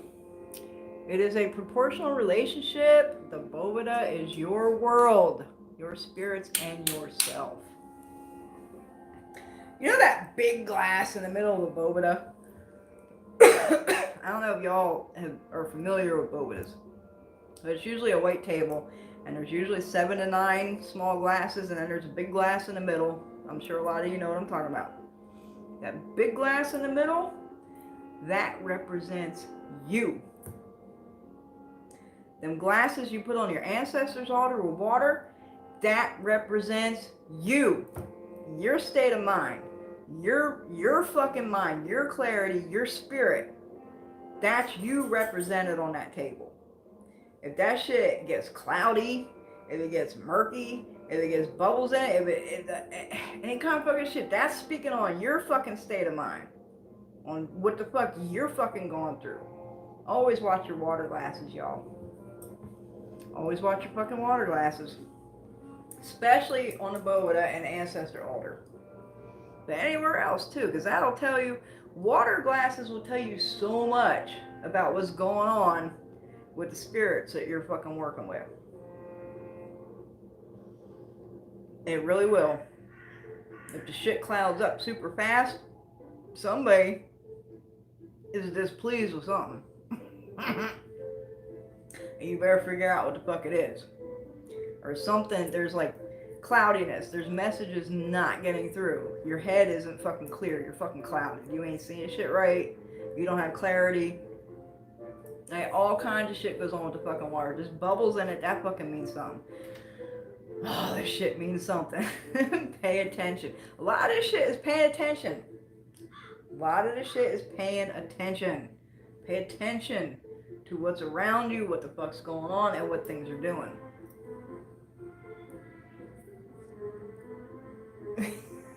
Y'all are fucking crazy. Happy ass getting. Are there ways to heal the ancestors? Absolutely. That's why my fucking house is ancestral healing. That's what we do. We heal the fucking ancestors and the generational traumas. That's what we do. That is our expertise. Absolutely.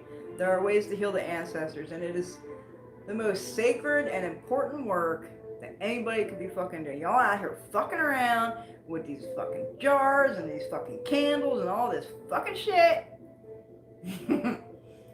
Ancestral healing is the number one most important detrimental fucking thing that everybody needs to be fucking focused on. Y'all do that shit first. Y'all do that shit first. Y'all hear me? Y'all work on a healing first, and that is gonna be the hardest, most detrimental shit that you're ever gonna go through, that you're ever gonna fucking experience in your life. It's gonna break you. You're gonna fucking bawl. You're gonna fucking be pissed. All kinds of shit is gonna go on. But that shit has to be fucking done. Has to be fucking done. That is the most important thing that anybody could undertake in any of this shit. For real, y'all. Real talk. For real.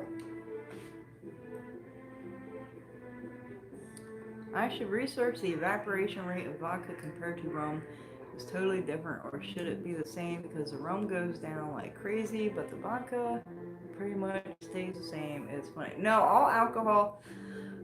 I mean, some alcohols have more alcohol content than others, so they do evaporate a little quicker. But most of the regular alcohols are going to be pretty much the same, unless you're getting like grain alcohol or something that's like 180 proof. Unless it has like a massive more amount of alcohol than the other one, it should pretty much evaporate pretty evenly. And my shit be going quick as fuck. If you got something on there that ain't going down, they don't like it. Don't give them that no more. You got something going down quick as fuck, give them more of that shit. They love it. Little fucking tip. I got shit go down. I fill it up, it's gone 2 fucking days. That shit go quick as fuck. And then you give them something they ain't like, that's just gonna sit there for a month and it's gonna be still pretty much fucking full. Like that much went down. That means they don't fucking like that shit.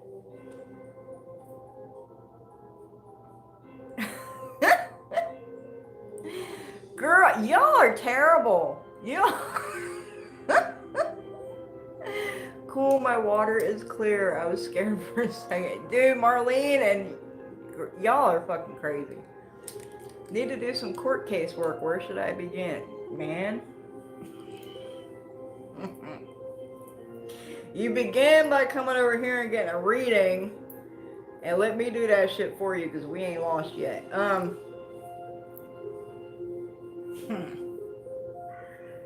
Where are you gonna start? If you don't want to come and get your shit and make it sure for me, start with a Just Judge candle. Start with a Just Judge candle. Get you some dirt from the fucking courthouse. Get you everybody's fucking names. And start working that shit if you don't want to come over here and get it. But we ain't lost the case yet, I'm just saying. Not yet. You them spirits hound me until I call my dad and tear, right? I think I talked about that on my last live. You'd be waking up in your sleep and tears just bawling while you sleeping. It's crazy.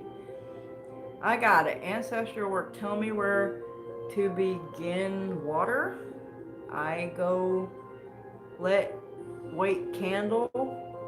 And what else are they? Prayers or just do normal conversation? Yes, the rum seems like it's preferred by your spirits. They'll switch it up too. Sometimes they want something a little different. Like mine switch it up. They usually like bourbon, but once in a while they be asking for something different, like honey whiskey or gin or something there. You just gotta fucking listen. Listen. That's the other thing, y'all. Y'all be talking about how I strengthen this connection with my ancestors and my spirits, and shut the fuck up. Shut up and listen. Sit at your table, shut the fuck up and listen. Seriously. Listen. Don't ask for shit. Don't say shit. Just shut up. Shut up, sit at your table, and fucking listen. That's gonna strengthen your fucking connection. Guarantee it. Do that every day for a fucking month. For an hour a day. By the end of the month, you'll be amazed at how much your communication has strengthened. For real. I just email you about okay, so they wanted to know if you do prayers or normal conversation. So it really depends on your ancestors. what were your ancestors? Were they Christians? Were they Catholics? Were they Protestants? Were they Baptists? What were they? I got a little mix of like Catholic and Christian. So I do some Catholic prayers, like I'll say the Rosary, and then I'll do some like Our Fathers for my Christian ancestors, because you gotta realize, and I know a lot of people hate the Christianity and they hate the Catholicism. I was with you, I was there, but you gotta realize you ain't doing this shit for you. You ain't doing this shit the way you like it. Y'all understand that? It's not something pretty to be looked at that you think you like and you think is pretty. Like, I don't like rosaries. I don't like crosses. I don't like this imagery. I don't like this or that. It's not about you and what you like. It's about them and what they like. So if they were Christian, Catholic, Protestant, Baptist, whatever, you say a fucking prayer out of that shit. Play some music from that. I play gospel music for my people every fucking Sunday. They be loving that shit. Loving that shit. Especially that mountain gospel music. Oh my God. They be like, woo, ha, ha, ha, ha. They be loving that shit. Do what they like. Give them prayers that they like. Give them iconography that they believed in. It's not about you. It's about them. Now, I was so pissed when they be wanting crosses and crucifixes and I'd be like, man, I don't want this shit in my house. I want to sit there and look at that shit all day. It ain't about me. It ain't about you. It's about them and what they liked. Get that. Get that one. Put that one in your fucking head. So if they was that, give them some fucking prayers, but maybe an opening prayer every morning. Like every morning, I'll say the Rosary, I'll say the Our Father, and then I'll fucking have a conversation. I start with thanks. Thank you for a beautiful day. Thank you for me waking up with my health. Thank you for having a roof over my head. Thank you for my life. Thank you for my breath. I give them praise and thanks. Then we'll sit down and have a cup of coffee and a conversation. And I'll be like, you know what? This shit's going on. That shit's going on. This is fucked up. What the fuck? Just have a fucking conversation. My day at work was shitty today. Grandma, man, this girl did this and this happened and I missed the fucking bus and man, what a shitty damn day. Just tell them. Conversation, y'all. It's so easy. It really is. How do I heal my ancestors, and what books do you recommend on walking with your ancestors, healing them, and magic developing that relationship with them? Well, I can't even think of the name of the damn book. There is a book that is actually really good on ancestor veneration, and I can't think of the name of it, and I can't think of the fucking author, and I don't have it in this room. Damn it. I can't think of it. I want to say it's called All About Ancestors or All Ancestors or something like that. And it was written by a lady, an African American lady. I can't remember her fucking name. Dude, you want, for real, you don't need a book. Why am I even, you don't need a book. You really don't. Just listen to what I'm saying. Just listen to what I'm telling you. Just like I'm sitting here having a conversation with y'all, I'm sitting here looking at the ceiling, having a fucking conversation. This is all you gotta do. I have given you so much information in this video to start with your ancestors. For real. You don't need a fucking book. You don't need a fucking book to venerate your ancestors. You don't. You don't need to look on Google on how to set up an ancestral altar. You don't need to do that shit. For real, when you starting out, all you need is a space that is just theirs. It could be a table, it could be the floor in a corner, it could be a countertop, a space that is theirs. a glass of water, and a white candle. That's all you fucking need. All you fucking need, for real. And you can, later, if you want, you can add pictures. You can give them other things, if they like coffee, if they like rum, if they, whatever they liked, if they like cigarettes, certain food, give them that shit. That shit can grow. Starting out, all you need is a space, white candle, and a glass of water, and a conversation. Real. You all need a book. You don't need a book. I'm giving you so much information in this video, more than what you're gonna find in a book. Trust me. A simple thing you can do is wear a marigold into court, but court work can go absolutely. Court work is so tricky. Court work is very fucking tricky, y'all. And I'll tell you what, y'all gotta stop waiting until a week before the court date to be coming and going, I got this court date next weekend and I need some fucking... No. Court cases need to be started as early as possible. You got to start working that shit. 3 months ahead of time, 6 months ahead of time is preferred. Court cases are very tricky and very fucking tedious. I'll be fucking around with these court cases, and everybody waits till the last minute. I don't know why they do that. I don't know why people do that, but y'all gotta not do that. Do not wait till the last minute to start trying to work a court case. This shit gotta be started a long time beforehand. The longer you can work a court case, the better the outcome's gonna be.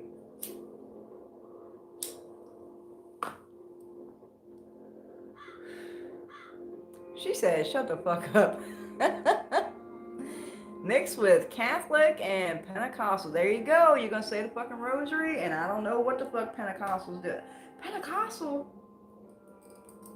Isn't that the ones that be speaking in tongues and dancing around with snakes and shit? Or am I wrong? I'm pretty sure that's Pentecostal. I don't know much about them. But, whatever prayers they do. Whatever prayers they do and say the fucking rosary and a couple Hail Marys. That'll open your fucking day and give some thanks and have a conversation.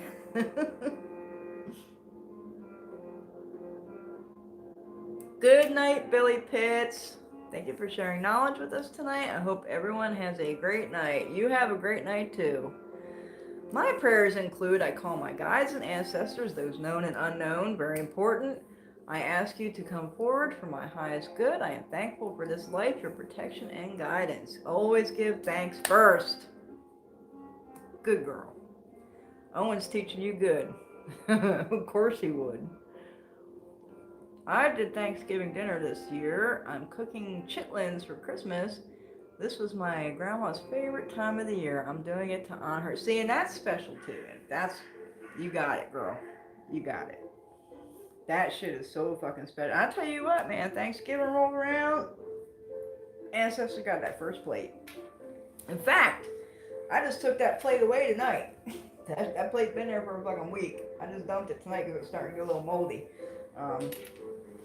Ancestors got that first plate, man, because my grandma always cooked that Thanksgiving dinner, and her house was the mecca for the fucking holidays. Everybody came to grandma's house for Christmas, Thanksgiving, Easter, all that shit. They got the first fucking plate out of that fucking turkey and that meal and all that fucking shit I cooked. And that's the thing too, and you keep your ancestors alive by doing that shit. Especially the women folk. When we be doing that cooking and we cooking grandma's recipes and shit. Every year, I started the tradition after my grandma died. Because every year she would make the cookies, right? The Christmas cookies. And she would make these big tubs, man. Like them big metal fucking tins. She'd do like 6 of those. Full of fucking all kinds of fucking Christmas cookies. So she passed away. I started doing the Christmas cookies. Now I do the Christmas cookies every year.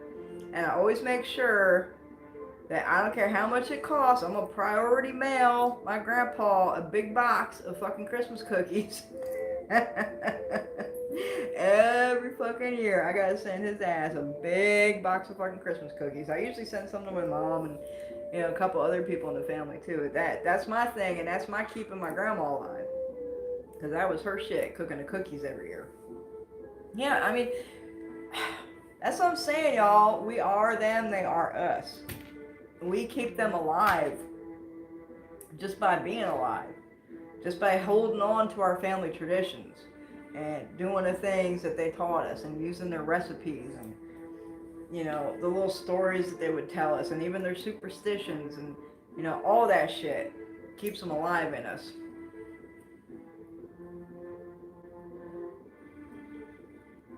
Thank you for that space white candle. Thanks for the advice. Y'all are welcome. That's why I'm here. God damn, it's been 3.5 hours. Man, I gotta turn myself in. I might have to do 90 days. Oh, girl. When's your fucking court date? You gotta come over here. We'll get you out of that shit. Greetings from Georgia, everybody. Welcome, Kimberly. Please leave this live up. I'm just jumping in. I know I missed a lot of information, especially about the answer. You did. We're 3.5 hours in, man. I just spent time with a Korean friend. She has her ancestors documented 73 generations. An annual ceremony at a specific climate. 73 generations. God damn, that's fucking badass, man. That is awesome. Man, most people can only get back maybe 7 or 8 if they're lucky. Most people get back to like 5. 73 fucking generations. That is amazing. Man, I wish I could fucking get that shit. Haven't done meals yet, but I give them the first cup of coffee. I was afraid of ants, but so far the oranges haven't done anything wonky, so I'll start doing meal plates. So yeah, usually, and see, people get that shit fucked up too. While the liquid gonna go down quick, especially the water and the liquor, if you're giving them that shit, and the coffee even, liquid's gonna go down quick. On the other hand, food items, if they active, they should last an abnormally long time. They should almost be preserved. Anyway, especially you giving fruit and shit. That shit, if your ancestors are active and feeding off the offerings you've given them, that shit should last a really long fucking time. I got some fucking oranges sitting over here. They've been here over 2 months. And they ain't fucking spot on yet. Fruit offerings especially should last an abnormally long fucking time. And even that Thanksgiving plate I took there, been there a week, and it just started fucking molding on it. Like, that's an abnormally long time for that shit to be sitting out in the open air with nothing on it, you know what I mean? Food offerings should last an abnormally long amount of time if your spirits are active and accepting those offerings and feeding off of them. If they go rotten real quick, they don't like that shit. They don't like that shit, or they're not active.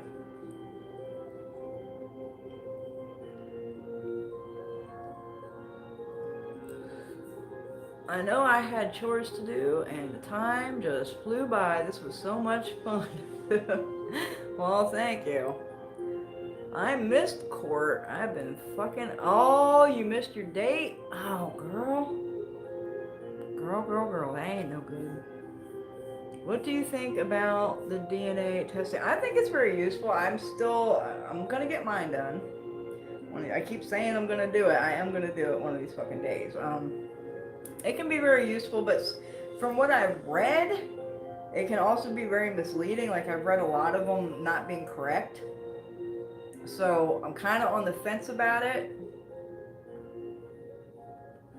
I've read that some companies are better than others. Like, I think they say the 23andMe is better than the Ancestry.com one. I don't know. But I also, and I believe it, I've read a lot of stories that they're collecting people.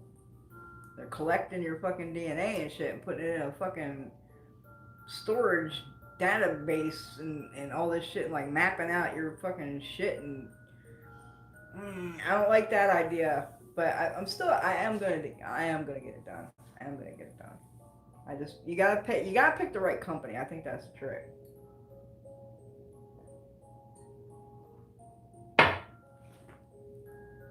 Oh, talking too much. My throat, my lips are all dry. January 2nd is court. They reported to the county that I was renting my basement. Those screwed up neighbors I had. So you were being an illegal landlord? Is that what you was doing? January 2nd. Today's the 5th. That would give you a month to work it. It's not a whole lot of time, but at least it's not like, you know, you're trying to do it in a week or 3 days like some people. That's a decent, that's an alright amount of time to start trying to work that shit. Or a decent amount of time to come over here and I get you a fucking mojo. Questions. Can I cast a spell with my ancestors? But I've been venerating my ancestors for the last 4 mouse. I'm learning a lot from it. Can you cast spells with your ancestors? You can work things with your ancestors. I don't know if I would recommend doing it at only 4 months. I'd give it at least 6. So are you doing it daily? That's important. You really need to build that fucking relationship for you to go start fucking trying to work them and asking for shit. I would give it at least 6 months, if not a year. Maybe a year and 21 days would be ideal. But yes, you can work things with your ancestors for personal things. So you ain't gonna work your ancestors for clients. But if you need something for yourself, if you need some money for some bills, you need your fucking roads opened, you know, that kind of shit, you need healing, something like that, you can definitely do that work with your ancestors. 90 days ain't shit. My friend is facing first-degree murder with kids. Not to downplay, but take your time. Is that your girl that killed her husband? Girl.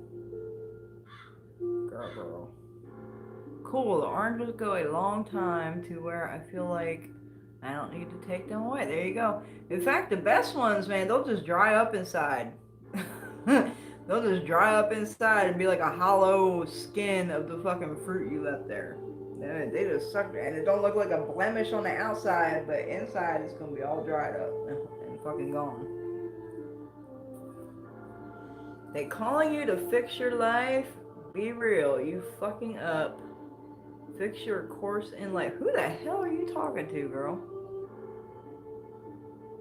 I know, right? Hopefully she will let it stay up so I can be blessed by the treasures of it. Girl, I don't remove my videos. They all stay up. Okay, dumb question. Should I leave the orange intact? I have one hole and felt bad, like I should peel it. No, leave it intact.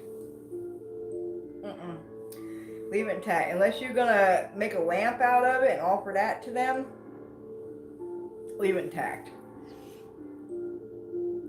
Ready to change it every 3 days, but should I leave it to see how long it lasts? What did I miss? Oh, are you talking about the orange? You want to change it every 3 days if you peel it? No. Don't peel the orange. Don't peel the fruit that you're putting out there. Just put the fucking fruit there. Long story, but yeah, I gotta get my shit together. Okay, I'm being a dick. You got this. You sure you ain't drinking, girl? She said, I like dicks. Dude, y'all are killing me tonight. Man, I'm telling you. Y'all are killing me. You're welcome, Kimberly. Okay. This was just about the funnest live I've ever done. Y'all been fucking killing me tonight. Holy shit. Tukawaka on fire. Marlene fucking getting her shit.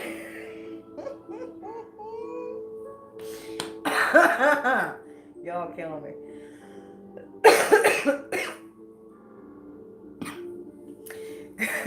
Good night, Tukawaka. Okay, thank you. I won't peel the oranges. See, it was a silly. It's not a silly question. No, some people might think that because we peel it when we eat it, right? So no, that's not a silly question. No, but you give them a fruit, just leave it whole. Like I said, unless you're making a lantern out of it. If your ancestors like a particular kind of fruit and it has like a hard peel, you can make it into a lantern and offer that to them. They like that a lot.